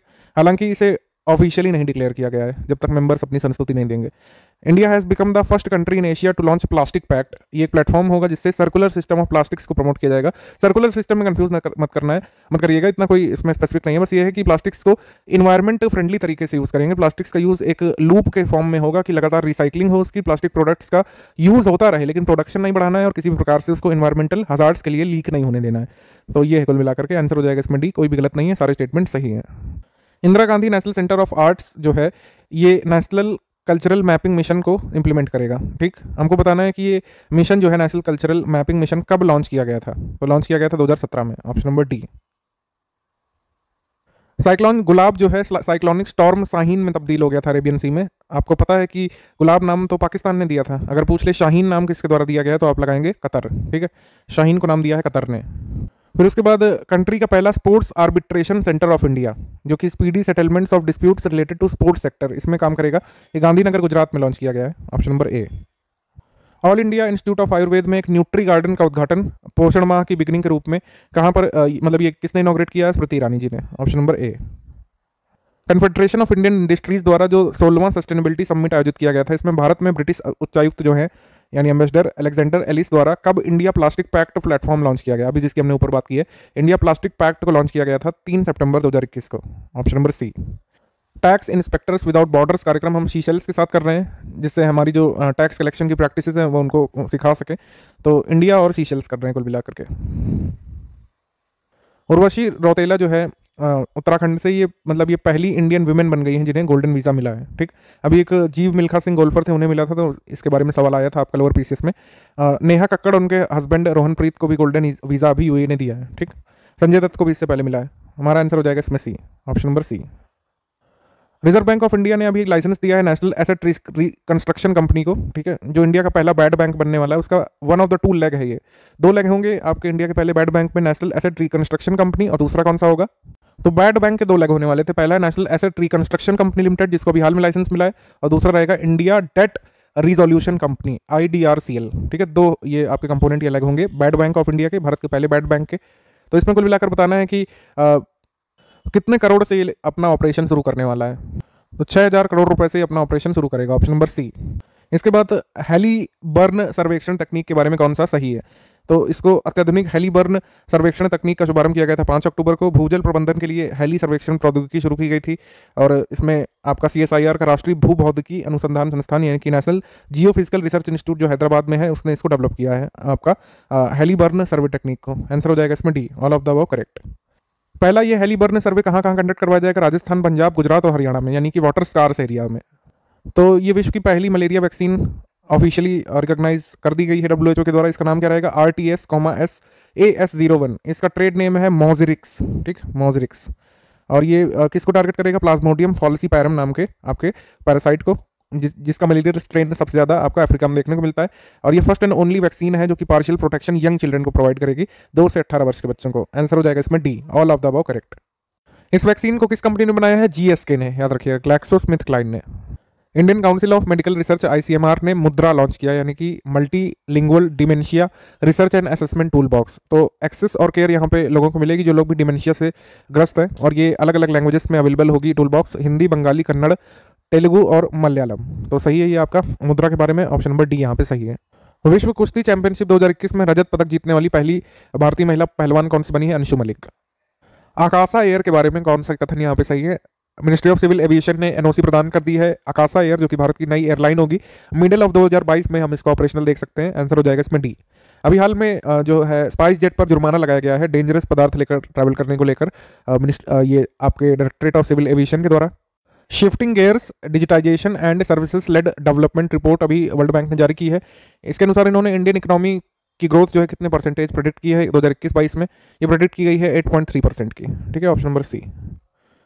अभी ब्लू स्काई एनालिटिक्स एक फर्म है भारत की, मतलब एक टेक्नोलॉजी स्टार्टअप है एक तरीके से। इन्होंने एक प्रेडिक्शन किया है या फिर रिपोर्ट बनाई है कि जो क्रॉप बर्निंग के कारण जो भी एमिशन हो रहा है 2015 से लेकर 2020 तक, उसमें सर्वाधिक योगदान किस कंट्री का है? तो सर्वाधिक योगदान है इसमें इंडिया का ही, option number C. High ambition coalition for nature and people, ये फ्रांस की सरकार ने अभी हाल में किस सरकार के साथ किया है? तो किया है भारत के साथ, ठीक। या फिर हमसे उल्टा क्वेश्चन भी आ सकता है, जैसे हमने बनाया इसका ठीक विपरीत, कि भारत ने high ambition coalition for nature and people ये गठबंधन किसके साथ किया है? तो ये किया है हमने फ्रांस के साथ। इंडियन एयरफोर्स का रेजिंग डे अभी मनाया गया था, कौन से नंबर का मनाया गया था? तो 8 अक्टूबर को होता है एयरफोर्स रेजिंग डे, ये 89वां था, ठीक है, ऑप्शन नंबर ए। Mobile based e voting system का भी पूर्वाभ्यास अभी कहाँ पे किया गया था? तेलंगाना में। तेलंगाना के स्टेट इलेक्शन कमीशन ने इसको किया है कि क्या भविष्य में ऐसी टेक्नोलॉजी यूज़ कर सकते हैं हम घर से वोट देने के लिए, क्योंकि कोविड पैंडेमिक जैसी चीज़ें आती रहती हैं, ठीक है। तो पहली बार ऐसा हुआ कि स्मार्टफोन बेस्ड वोटिंग प्रोसेस को यहाँ पर टेस्ट किया गया है, ठीक। नेशन वाइड रैंचिंग प्रोग्राम जो है ये अभी ब्रजघाट गढ़मुक्तेश्वर उत्तर प्रदेश से लॉन्च किया गया था, ठीक है, ये भी सही है। उसके बाद development of this system is guided by the need of conducting elections in India amid covid. तो मतलब वही हमने बताया कि जैसे आगे महामारियां वगैरह आती रहती हैं तो क्या घर से वोट देने का सिस्टम बनाया जा सकता है इसको टेस्ट करने के लिए। तो हमारे एग्जाम में जरूरी है कि ये मतलब पहला आपका mobile based e voting system का टेस्ट किस राज्य के चुनाव आयोग ने किया था? तो इसका आंसर हो जाएगा तेलंगाना स्टेट इलेक्शन कमीशन। बस इतना जरूरी है हमारे पेपर के लिए, बाकी इसमें आंसर हो जाएगा डी, सारे स्टेटमेंट क्योंकि करेक्ट है। United Nations human rights council ने यूनानिमसली वोट दिया कि क्लीन हेल्दी सस्टेनेबल एनवायरनमेंट को यूनिवर्सल ह्यूमन राइट के रूप में रिकॉग्नाइज किया जाना चाहिए। 8 अक्टूबर को जिनेवा स्विट्जरलैंड में इसको रिकॉग्निशन मिला। अगर सारे मेंबर इसको रिकॉग्नाइज कर लेते हैं तो पहला ये वो राइट होगा जो कि universal declaration of human rights के बाद United Nations general assembly adopt करेगी, ठीक है, मतलब एक नया राइट जुड़ जाएगा। सुनील छेत्री ने अभी हाल ही में पेले के रिकॉर्ड की बराबरी कर ली थी यहाँ पे, ठीक है, और पेले के कुल मिलाकर कितने गोल थे? 77। अब जो है कितने हो गए हैं सुनील छेत्री के? 79। 2 लोगों के ज़्यादा हैं इनसे, जो है क्रिस्टियानो रोनाल्डो के 112 हैं, ठीक है। एक्चुअली जो है 79 नहीं हुए अभी गोल सुनील छेत्री के, 77 हुए हैं। 77 पेले के थे, तो इसके रिकॉर्ड की इन्होंने बराबरी कर ली थी। और जो है 79 किसके? लियोनेल मेसी के हैं। और सुनील छेत्री पीछे किससे? लियोनेल मेसी के 79 हैं, क्रिस्टियानो रोनाल्डो के 112 हैं, ठीक है। प्रधानमंत्री मत्स्य योजना के तहत rainbow fish farming private sector के तहत रीसर्कुलेटरी एक्वाकल्चर सिस्टम टेक्नोलॉजी कहाँ पे लॉन्च की गई है? ठीक है, recirculatory aquaculture system technology rainbow fish farming के लिए प्रधानमंत्री मत्स्य संपदा योजना के तहत कहाँ पे लॉन्च की गई है? जम्मू कश्मीर में। प्रधानमंत्री मत्स्य संपदा योजना किस वर्ष में आई थी? आप जल्दी से कमेंट करके बताइए। उसके बाद करूर की कलमकारी पेंटिंग को अभी जीआई टैग मिला है। कल कुरुचि वुड कार्विंग को अभी जीआई टैग मिला है, ठीक है। और जो क्लोव स्पाइस यानी कि लौंग होती है, लौंग क्लोव जिसको बोलते हैं, कन्याकुमारी डिस्ट्रिक्ट तमिलनाडु में इसको यहाँ पे जीआई टैग मिला है। जीआई टैग काफ़ी सारी वस्तुओं को मिला है अक्टूबर में। इसकी अलग से पिक हम जो अपने फ्री वाले टेलीग्राम ग्रुप में शेयर करेंगे, आप वहाँ से देख लीजिएगा एक साथ। विश्व की पहली ड्राइवरलेस ऑटोमेटेड ट्रेन जो है ये कहाँ पर इनॉग्रेशन इसका किया गया है? जर्मनी में, ठीक। और इसको डेवलप किसने किया है? इसको डॉशेट बॉन और साइमंस ने लॉन्च किया है। आंसर हो जाएगा D. Union cabinet chaired by PM Modi ji ने 12 अक्टूबर को अपना अप्रूवल दिया है how many government sector school को और प्राइवेट सेक्टर स्कूल्स को जो है सैनिक स्कूल सोसाइटी से संबद्धता यानी एफिलिएशन मान्यता दिलाने के लिए। तो 100 प्राइवेट और पब्लिक सेक्टर के स्कूल्स हैं जिनको सैनिक स्कूल सोसाइटी की मान्यता मिलेगी, B. Power finance corporation of India limited अभी हाल में इसको महारत्न स्टेटस प्राप्त हुआ है। ये 11वीं स्टेट ओन्ड एंटिटी यानी महारत्न कैटेगरी में शामिल होने वाली हमारी पीएसयू बन गई है और India's largest infrastructure finance company ये है और पावर सेक्टर को डेडिकेटेड है। तो सारे स्टेटमेंट सही है, इसके बारे में कोई भी गलत नहीं है। इसके बाद भारतीय रेलवे के दक्षिण मध्य रेलवे में पहली बार त्रिशूल और गरुड़ नामक 2 लंबी दूरी की मालगाड़ियों का सफलतापूर्वक संचालन हुआ। वासुकी और शेषनाग को भी हम लोग टेस्ट कर चुके हैं, ठीक है। तो आप बताइए कि वासुकी सबसे तेज रही थी कि शेषनाग रही थी, ठीक है। अभी हाल में इंटरनेशनल एनर्जी एजेंसी ने इंडिया को इनवाइट किया है कि हमारा देश इसका फुल टाइम मेंबर बने। तो दोनों ही स्टेटमेंट सही है, आंसर हो जाएगा C, both 1 and 2 correct. European union ने अपना पहला ग्रीन बॉन्ड जारी किया था अक्टूबर 2021 में, सही है। और यूनियन मिनिस्ट्री ने अभी एक ड्राफ्ट नोटिफिकेशन इशू किया है एक्सपेंडेड प्रोड्यूसर रिस्पॉन्सिबिलिटी के लिए प्लास्टिक वेस्ट मैनेजमेंट रूल्स 2016 के अंतर्गत। तो दोनों स्टेटमेंट यहाँ पर सही है, बोथ 1 and 2 करेक्ट। अभी हाल ही में medical termination of pregnancy amendment rule notify किए गए हैं। तो इसमें जो कह सकते हैं हम लोग भारत में महिलाओं की असाधारण स्थितियों में गर्भावस्था को समाप्त करने की गर्भकालीन सीमा जो पहले 20 हफ्ते थी, अब इसको बढ़ा करके कितना कर दिया गया है? 24 वीक। यानी कि medical termination of pregnancy MTP 24 week तक अब कराया जा सकता है, जो पहले 20 वीक इसकी सीमा थी। अभी हाल ही में जो है चाइना ने प्लेज किया है कि वो कितने मिलियन US$ बायोडाइवर्सिटी को प्रोटेक्ट करने के लिए डेवलपिंग कंट्रीज को फंड करेंगे। तो कन्मिंग बायोडाइवर्सिटी फंड इसको कहा जा रहा है और ये इसका कुल मिलाकर वर्थ कितना है? ये है आपका $233 मिलियन, ऑप्शन नंबर डी। 24 अक्टूबर 2021 को संयुक्त राष्ट्र महासभा में भारी बहुमत के साथ 2022 से 2024 तक के कार्यकाल के लिए किस देश को छठी बार संयुक्त राष्ट्र मानवाधिकार परिषद की सदस्यता के लिए चुना गया है? तो चुना गया है हमारे भारत को, ऑप्शन नंबर ए। हेल्दी स्माइल इनिशिएटिव एम्स ने लॉन्च किया है, ठीक है। और कुल मिलाकर ये है ओरल हेल्थ को प्रमोट करने के लिए, बचपन में ही जो बच्चे हैं ओरल हेल्थ के प्रति जागरूक हो उसके लिए लॉन्च किया गया, ऑप्शन नंबर डी, यानी all of the above. Doctor APJ Abdul Kalam Prerna Sthal, इसका इनॉग्रेशन कहाँ पे किया गया है? Naval science and technology laboratory Visakhapatnam Andhra Pradesh में जो स्थित है। और 90वें बर्थ एनिवर्सरी पर कलाम के ये इनॉग्रेट किया गया है। और DRDO director general doctor Sameer V Kamat, ये इन्होंने यहाँ पर डॉक्टर कलाम की एक प्रतिमा का अनावरण भी किया है यहाँ से, ऑप्शन नंबर डी। अभी रिसेंट ट्रेंड्स में 24 अक्टूबर 2021 को अगर हम देखें विदेशी मुद्रा भंडार भारत का इतना था, ठीक है। और ये ज़्यादा इंपॉर्टेंट नहीं कितना था, ये इंपॉर्टेंट है सेकंड वाला पॉइंट कि विश्व में सर्वाधिक विदेशी मुद्रा भंडार यानी फॉरेक्स रिजर्व वाले देशों की सूची में भारत चौथे स्थान पर है और चीन पहले स्थान पर है। तो आंसर हो जाएगा इसमें सी, बोथ 1 and 2 करेक्ट। इसके बाद चाइना के इस मैंड मिशन के बारे में बताना है कौन सा सही है। 6 महीने के लिए एक मैंड मिशन लॉन्च कर रहा है चाइना, यानी कि ह्यूमंस जाएंगे जो है स्पेस में। तो इस मिशन को लॉन्ग मार्च 2F रॉकेट से लॉन्च किया जाएगा, जिसमें चाइनीज अंतरिक्ष यात्री जो शामिल है वो है झाई जिंगोंग, वोंग याम्पिंग और ये ग्वांगफू, ठीक। और वोंग याम्पिंग जो है ये महिला है, अंतरिक्ष केंद्र में जाने वाली चीन की पहली महिला अंतरिक्ष यात्री हैं और अंतरिक्ष का सबसे लंबा ये मानव यानी मैंड मिशन है जो 6 महीने तक चलेगा, ठीक है। आंसर हो जाएगा इसमें डी, सारे सही। फिर इसके बाद हाल ही में किस राज्य सरकार ने अयोध्या में श्री राम जन्मभूमि तीर्थ यात्रा के लिए आदिवासी समुदाय से संबंधित प्रति व्यक्ति 5,000 रुपए की वित्तीय सहायता देने का निर्णय लिया है? तो ये निर्णय लिया है गुजरात की सरकार ने, ऑप्शन नंबर बी। कुल मिलाकर बात यह है कि गुजरात से अगर कोई ट्राइबल पर्सन पिलग्रिमेज करना चाहता है अयोध्या श्री राम जन्मभूमि तक के लिए तो उसको 5,000 रुपए की मदद गुजरात की सरकार देगी वहां के ट्राइबल्स के लिए। देश का पहला ऐसा कौन सा जिला बन गया है जहां पर दोनों डोज लगाई जा चुकी हैं कोविड वैक्सीन की? तो ये बना है आपका किन्नौर, हिमाचल प्रदेश, ठीक। रोजगार बाजार 2.0 नाम से पोर्टल किसने लॉन्च किया है? दिल्ली ने, ऑप्शन नंबर बी। अभी हाल ही में गीता गोपीनाथ ने कहा है कि वो इंटरनेशनल मॉनेटरी फंड को छोड़ करके फिर से अपना जो है इंस्टीट्यूट ज्वाइन कर लेंगे। गीता गोपीनाथ चर्चा में आई थी, IMF की पहली चीफ इकोनॉमिस्ट बन करके, ठीक है। तो ये जो है अब इसको छोड़ देंगी और जहाँ पे यूनिवर्सिटी में पढ़ाती थी वहाँ पर वापस लौट जाएंगे। ये डेट्स वगैरह हमने बना दिया है क्वेश्चन, लेकिन ये नहीं आएगा। अभी भी ये फैक्ट रिलेवेंट है कि चीफ इकोनॉमिस्ट IMF की सबसे पहली विमेन कौन थी? गीता गोपीनाथ। अभी नीति आयोग ने जो है अभी लॉन्च किया है geospatial energy map of India, ठीक। और अलीबाबा ग्रुप ने चाइना में अभी एक न्यू सर्वर चिप लॉन्च की है, chip based advance 5 nanometre technology launch की है। हमारा आंसर हो जाएगा सी, बोथ 1 and 2 करेक्ट। इसके बाद 14 से 27 नवंबर 2021 के बीच भारत अंतर्राष्ट्रीय व्यापार मेला का 40वां संस्करण आत्मनिर्भर भारत थीम के साथ कहां पर आयोजित होगा? आपका न्यू दिल्ली में, ठीक, option number B. Kushinagar airport को ऑफिशियली जो है इनॉग्रेट किया गया था पीएम मोदी जी के द्वारा। यहाँ पर पहली फ्लाइट लैंड हुई थी श्रीलंका से, ठीक। बुद्धिस्ट मॉन्क और डिग्निटरीज यहाँ पे आए थे। 29वां कुल मिलाकर ये इंटरनेशनल एयरपोर्ट है भारत का, और ये तो आपका UPPSC 2020 पेपर में पूछा भी गया था, ठीक है। तो इसमें कुल मिलाकर ये है कि उत्तर प्रदेश इंटरनेशनल, मतलब ये कुशीनगर इंटरनेशनल एयरपोर्ट का लॉन्गेस्ट रनवे है उत्तर प्रदेश में, और कुल मिलाकर ये उत्तर प्रदेश का तीसरा directorate general of civil aviation द्वारा लाइसेंस प्राप्त एयरपोर्ट है, और वैसे चौथा इंटरनेशनल एयरपोर्ट है उत्तर प्रदेश का। ठीक, ये सब चीज़ें आपको बता दी, इसमें कोई भी गलत नहीं है, सारी सही है। ये हम यूपी जीके में भी आपको यूपी करंट में भी करवा चुके हैं, यूपी करंट अफेयर का पार्ट भी था ये। अभी हाल ही में इलीगल रूप से क्रिप्टो करेंसी रखने को अवैध घोषित कर दिया था।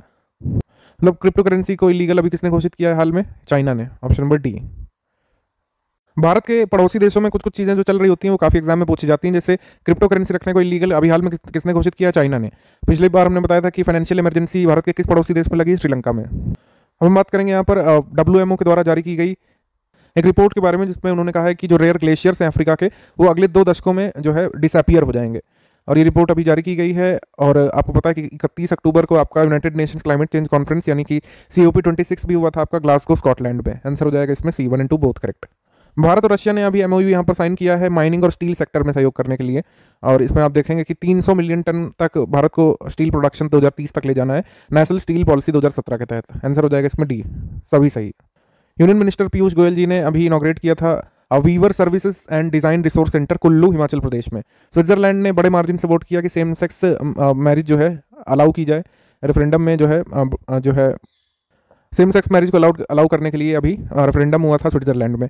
उसके बाद IIT हैदराबाद के रिसर्चर्स ने डेवलप किया है कॉर्नियल ट्रांसप्लांट का एक ऑल्टरनेटिव। हमारा आंसर हो जाएगा इसमें D, नन ऑफ दीस, यानी सभी सही है।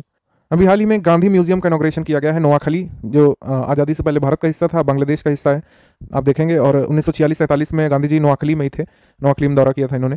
तुर्की ने 6 अक्टूबर 2021 को बुधवार को पेरिस जलवायु समझौते की पुष्टि की, और ऐसा करने वाला अंतिम G20 कंट्री बना। सही है, आंसर हो जाएगा इसमें C, 1 और 2 बोथ करेक्ट।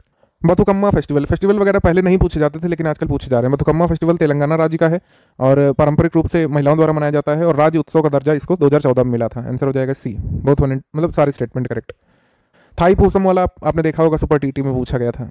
राजस्थान के चित्तौड़गढ़ की रहने वाली अदिति माहेश्वरी को अभी British high commissioner to India बनाया गया था एक दिन के लिए। ये कुछ चीज़ें होती रहती हैं, जैसे उत्तराखंड में एक दिन की CM अभी बनाई गई थी, तो ये सब कंपटीशन वगैरह देखा करिए आप। जल शक्ति मंत्रालय ने एक ट्वीट करके कहा था कि मेघालय में उमंगगोत नदी जो है ये सबसे स्वच्छ नदी है। ठीक है, उमंगोत नदी को दाओकी रिवर भी वहाँ पर कहा जाता है, और उमंगोट 100 किलोमीटर दूर बहती है शिलोंग से। ठीक, आप हमको जल्दी से कमेंट करके बताइए कि उमंगोत या फिर दाओकी नदी किस नदी की सहायक नदी है। ठीक है, इसका आंसर हो जाएगा D, नन ऑफ दीस, यानी सभी स्टेटमेंट सही है। इसके बाद जयनगर से बर्दिबास नेपाल रेलवे लिंक के बारे में हम पहले ही बता चुके हैं कि इरकॉन इंटरनेशनल के द्वारा प्रोजेक्ट बनाया जाएगा, ग्रांट इन एड इंडिया की तरफ से होगा। ऐसा ही जयनगर से कुर्था के बीच रेल लिंक हम पहले भी देख चुके हैं, ये ओपन हो मतलब ये जो है शुरू होने वाला है, तो बोथ 1 और 2 यहाँ पे करेक्ट हो जाएगा। इंडिया की लो कॉस्ट एयरलाइन गो फर्स्ट जो है ये पहली एयरलाइन बनी है जिसने डायरेक्ट फ्लाइट श्रीनगर से शारजाह तक के लिए शुरू किया है, और इस फ्लाइट को फ्लैग ऑफ किया था अमित शाह जी ने। ये जो फ्लाइट है श्रीनगर से शारजाह में शेख उल आलम इंटरनेशनल एयरपोर्ट श्रीनगर से शारजाह तक के लिए लॉन्च की गई थी, मतलब फ्लैग ऑफ की गई थी। शेख उल आलम इंटरनेशनल एयरपोर्ट श्रीनगर से शारजाह के लिए। आंसर हो जाएगा C, बोथ 1 और 2 करेक्ट। हाल ही में किस संस्था ने लंदन में आयोजित एक बैठक में सीमा पार डेटा उपयोग और डिजिटल व्यापार के लिए समझौता किया है? यह किया गया है G7 कंट्रीज के बीच। आज़ादी के अमृत महोत्सव के तहत विभिन्न कार्यक्रम चल रहे हैं, और अभी हाल में एक पॉडकास्ट सीरीज शुरू की गई है, ज़रा याद करो कुर्बानी करके। इसमें क्या है कि कुल मिलाकर वैसे तो हम काफ़ी सारे शहीदों के बारे में जानते हैं, कॉम्पिटिटिव एग्जाम के स्टूडेंट होने के कारण बहुत सारे ऐसे शहीदों के नाम आप जानते होंगे उनके बारे में, चाहे वो बाघा जतिन हो, ठीक है, चाहे अशफाक उल्ला खान हो, चाहे मतंगिनी हजरा हो, चाहे कनकलता बरुआ हो। लेकिन कुछ ऐसे शहीद हैं जिनकी कुर्बानी तो बहुत बड़ी है, लेकिन उनको नाम नहीं मिल पाया, तो उनकी कहानियां भी इसमें पॉडकास्ट में बताई जाएंगी, जरा याद करो कुर्बानी के तहत। ठीक है, इसका आंसर हो जाएगा बोथ 1 और 2 करेक्ट। भारत और यूके की पहली ट्राई सर्विसेज एक्सरसाइज कोंकण शक्ति 2021 ये कोंकण कोस्ट पर शुरू हुई थी। सही है। उसके बाद one sun one world one grid initiative जो है COP26 में किसने प्रेजेंट किया था? इंटरनेशनल सोलर अलायंस ने। ऑप्शन नंबर C यहाँ पे सही है, 1 और 2 both correct. National steering committee national curriculum framework बनाने के लिए 21 सितंबर 2021 को किसकी अध्यक्षता में फॉर्म की गई है? के कस्तूरी रंजन की अध्यक्षता में। अभी मोदी जी ने उत्तर प्रदेश में 9 मेडिकल कॉलेजेस का इनॉग्रेशन किया था। ये जिस डिस्ट्रिक्ट में ये खुलेंगे, सिद्धार्थनगर, एटा, हरदोई, प्रतापगढ़, फतेहपुर, देवरिया, गाजीपुर, मिर्जापुर, जौनपुर इसमें शामिल है। हमारा आंसर हो जाएगा C, बोथ 1 और 2 करेक्ट। यूपी जी के संबंधित है, अदर स्टेट के लिए जरूरी नहीं है। यूपी के एस्पिरेंट इसको जरूर नोट करिएगा। हाल ही में किस देश में प्याज से होने वाले सल्मोनेला बैक्टीरिया के संक्रमण से 650 से भी अधिक मामले दर्ज किए गए? तो सल्मोनेला संक्रमण ये देखा गया था अमेरिका में अक्टूबर में। एक हरिकेन आया था औरोर करके, औरोर ने पोलैंड, जर्मनी, फ्रांस और नीदरलैंड के मतलब ये नॉर्दर्न यूरोप में काफ़ी तबाही मचाई। रायपुर छत्तीसगढ़ के साइंस कॉलेज मैदान में 28 से 30 अक्टूबर तक आदिवासी महोत्सव का आयोजन हुआ। हमारा आंसर हो जाएगा इसमें C, बोथ 1 और 2 correct. Civil aviation minister Jyotiraditya Scindia ने India go direct flight Shillong से डिब्रूगढ़ रूट के लिए लॉन्च की थी उड़ान स्कीम के तहत। नजमा अख्तर जो है फिर से चर्चा में आई थी, ये वाइस चांसलर जामिया मिलिया इस्लामिया की हैं 2019 से, और पहली विमेन बनी थी नजमा अख्तर जो जामिया इस्लामिया यूनिवर्सिटी की वाइस चांसलर बनी थी। आंसर हो जाएगा इसमें C, both 1 and 2 correct. America ने अभी एक रिपोर्ट रिलीज की है, national intelligence estimate on climate.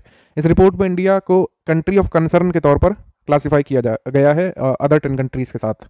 Answer यहाँ पर सी, बोथ करेक्ट है, 1 and 2 बोथ। अभी हाल में किसने multi disciplinary research centre Indian institute of technology Jammu में इसका फाउंडेशन स्टोन रखा है, यानी कि जम्मू स्थित भारतीय प्रौद्योगिकी संस्थान में मल्टी डिसिप्लिनरी रिसर्च सेंटर का उद्घाटन किसने किया था? अमित शाह जी ने, ऑप्शन नंबर ए। इसके बाद देश की कौन सी वाहन निर्माता कंपनी ने जम्मू कश्मीर प्रशासन की प्रोजेक्ट मुमकिन के तहत जो प्रतिबद्धता उन्होंने जताई थी कि 500 छोटे वाणिज्यिक वाहनों का बेड़ा दोस्त के नाम से इन्होंने जो है सौंपा था। मोटे तौर पे समझिए कि जम्मू कश्मीर एडमिनिस्ट्रेशन ने प्रोजेक्ट दोस्त चलाया था, जिसके तहत वो यंग एंटरप्रेन्योर्स को प्रमोट करने वाले थे। तो प्रमोट कैसे करेंगे भाई? उनको रोजगार दे करके। तो 500 स्मॉल कॉमर्शियल व्हीकल्स जो हैं, जैसे कि ऑटो टेम्पो वगैरह, तो अशोक लीलैंड ने बना करके जम्मू कश्मीर एडमिनिस्ट्रेशन को दे दिए कि जो यूथ डिजर्व करते हैं उनको दे दो, जिससे वो अपना रोजगार शुरू कर सके। ठीक, तो ये अशोक लीलैंड ने किया है, option number A. World's largest hydrogen fuel cell power plant जो है कहाँ पर स्टैब्लिश किया जा चुका है? साउथ कोरिया में। ठीक, साउथ कोरिया में। हाल ही में आरबीआई ने पेमेंट मतलब आरबीआई ने कुल मिलाकर पेटीएम पेमेंट बैंक पर 1 करोड़ रुपए का फाइन यहाँ पर लगाया था। अभी डेटा समुद्र बेंगलुरु में स्थापित किया गया है। भारत का ये पहला hyper scale on demand on requirement data centre होगा, भारत का पहला। अभी हाल में श्रीलंका ने खेती को बढ़ावा देने के लिए भारत से गैर हानिकारक नैनो हाइड्रोजन तरल उर्वरक प्राप्त किए हैं। यहाँ पर आंसर हो जाएगा डी, सारे सही हैं। डेटा समुद्र वाला जरूर ध्यान रखिएगा आप लोग। माउंट एसो जो है अभी हाल में न्यूज़ में था, अभी यहाँ पर इरप्शन हुआ है। माउंट एसो जो है लार्जेस्ट एक्टिव वोल्केनो है जापान में, और ये क्यूशू आइलैंड में सिचुएटेड है। आप हमको कमेंट करके बताइए कि जापान का सबसे बड़ा आइलैंड कौन सा है? यहाँ पर आंसर हो जाएगा 1 and 2 बोथ करेक्ट। अभी हाल में 100 करोड़ वैक्सीनेशन जो है पूरे हुए थे। तो अभी ट्राई कलर जो है कितने मॉन्यूमेंट पर आर्कियोलॉजिकल सर्वे ऑफ इंडिया ने अभी ट्राई कलर फहराए थे? तो ऑब्वियसली इसका आंसर हो जाएगा 100। अभी हाल ही में इन्फोसिस फाउंडेशन विश्राम सदन का inauguration national cancer institute Jhajjar campus में जो है किसने किया है? तो ये पीएम मोदी जी ने किया था, ऑप्शन नंबर ए। अभी हाल ही में प्रधानमंत्री जी ने multi modal connectivity scheme PM Gati शक्ति का मास्टर प्लान का शुभारंभ किया था, हमने बता दिया है आपको स्कीम वाले में भी। यूनाइटेड नेशंस एनवायरनमेंट प्रोग्राम ने जो है लीडिंग रिसर्च इंस्टीट्यूशन के साथ 2021 प्रोडक्शन गैप रिपोर्ट जारी की है। ये जो रिपोर्ट्स के नाम होते हैं ना, यही पूछ लेते हैं कि प्रोडक्शन गैप रिपोर्ट 2021 किसने जारी की है? तो यूनेप, यूनिसेफ, यूनेस्को, ये सब ऑप्शन में होते हैं, तो आपको यूनेप चूज करना है। आंसर हो जाएगा इसमें सी, बोथ 1 and 2 करेक्ट। अभी पीएम मोदी जी ने इंडिया स्पेस एसोसिएशन को लॉन्च किया है। इंडिया स्पेस एसोसिएशन एक लीडिंग इंडस्ट्री एसोसिएशन है स्पेस और सैटेलाइट कंपनीज के लिए। आंसर हो जाएगा इसमें C, both 1 and 2 correct. India internet governance forum जो है अभी ये मतलब इसको कंडक्ट किया गया था मिनिस्ट्री ऑफ इलेक्ट्रॉनिक्स, आईटी, एनआईएक्सआई और मल्टी स्टेक होल्डर ग्रुप के द्वारा, और इसकी थीम थी empower India through the power of internet. ठीक है, आंसर हो जाएगा इसमें C, both 1 and 2 correct. Financial action task force ने अभी अनाउंस किया है कि जॉर्डन, माली और टर्की को ग्रे लिस्ट में डाला जाएगा, और पाकिस्तान को ग्रे लिस्ट में ही रखा जाएगा, और या फिर आगे इंक्रीज मॉनिटरिंग लिस्ट में डाला जा सकता है। आंसर हो जाएगा C, both 1 and 2 correct. South Korea ने अभी हाल में नूरी लॉन्च किया है, Korean satellite launch vehicle second इसको बोला जा रहा है। ये वहाँ का पहला इंडिजिनसली डेवलप्ड रॉकेट है, और इंडिया का लार्जेस्ट एरोमेटिक गार्डन जो है ये नैनीताल डिस्ट्रिक्ट उत्तराखंड में ओपन किया गया है। आंसर हो जाएगा सी, बोथ 1 and 2 करेक्ट। फिर उसके बाद जहाज रानी और जलमार्ग और आयुष मंत्री सर्बानंद सोनोवाल जी ने किस राज्य में आयुर्वेदिक पौधों के लिए आयुष वन का उद्घाटन किया है?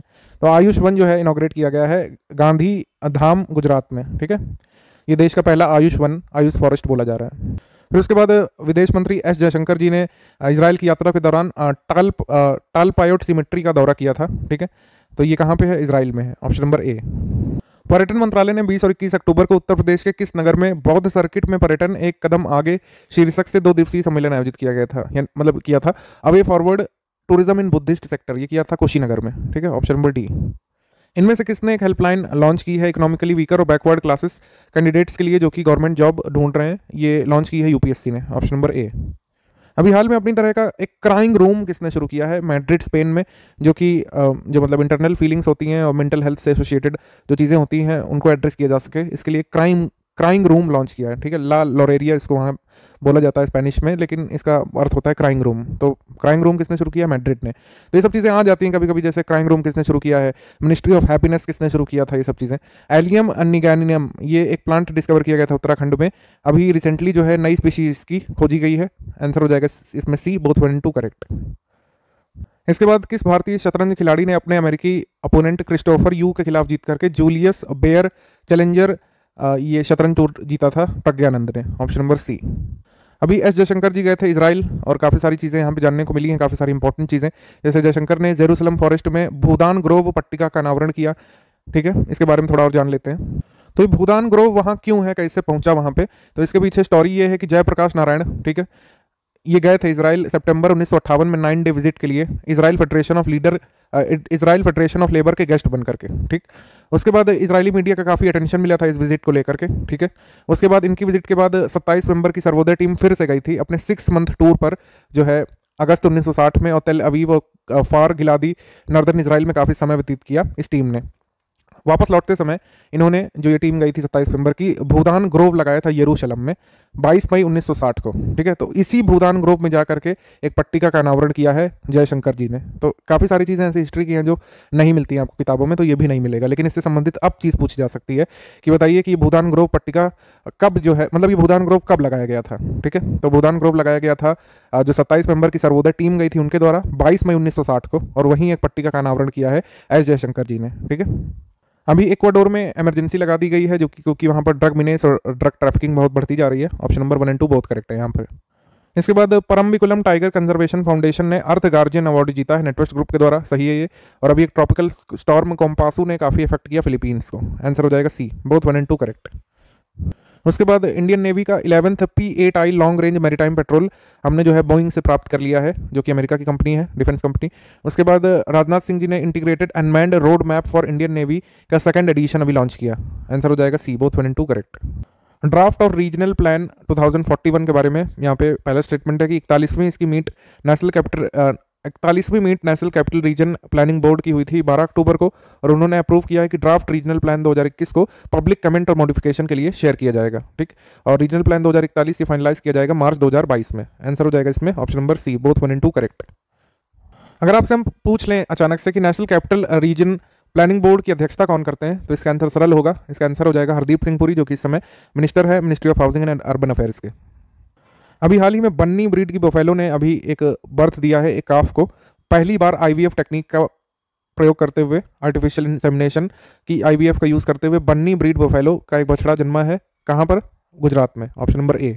फेसबुक ने भी कहा है कि वो अपना नाम चेंज करके मेटा रख देंगे, और ट्रुथ सोशल नाम से एक सोशल मीडिया नेटवर्क खुद का डोनाल्ड ट्रंप कह रहे हैं कि वो सृजित करेंगे, क्योंकि हर सोशल मीडिया प्लेटफॉर्म तो उनको बैन ही कर दे रहा है, सैड, ऑप्शन नंबर सी। इनमें से किस IIT के रिसर्चर्स ने एक स्पेशल जीन DLX1 खोज निकाला है, जिसका काफ़ी अहम रोल होता है जॉ और स्केल्टन और इंटरन्यूरॉन्स में, और जो कि प्रोस्टेट कैंसर के होने में महत्वपूर्ण भूमिका निभाते हैं। तो ये जीन खोजा है IIT कानपुर ने, option number D. Gorkha rifles frontier force को कैम्ब्रियन मिलिट्री पेट्रोल एक्सरसाइज में अभी गोल्ड मेडल मिला, इसके बारे में हमने बताया था आपको। उसके बाद रटौल आम जो है बागपत डिस्ट्रिक्ट उत्तर प्रदेश की, इनको अभी GI टैग मिला है, ये काफ़ी जरूरी है, इंपॉर्टेंट है, आंसर हो जाएगा option number C. GI tag से संबंधित और क्वेश्चन है, ठीक है, इसका आंसर सी है। वैसे GI टैग की लिस्ट ही हम दे देंगे, आप जरूर उसको देखिएगा, हमारा फ्री वाला टेलीग्राम ज्वाइन कर लीजिए, वहाँ पे काफ़ी सारी पिक्स आती रहती हैं। तो एड्यूर की चिली और कुट्टियट्टूर आम को अभी GI टैग मिले हैं केरल से।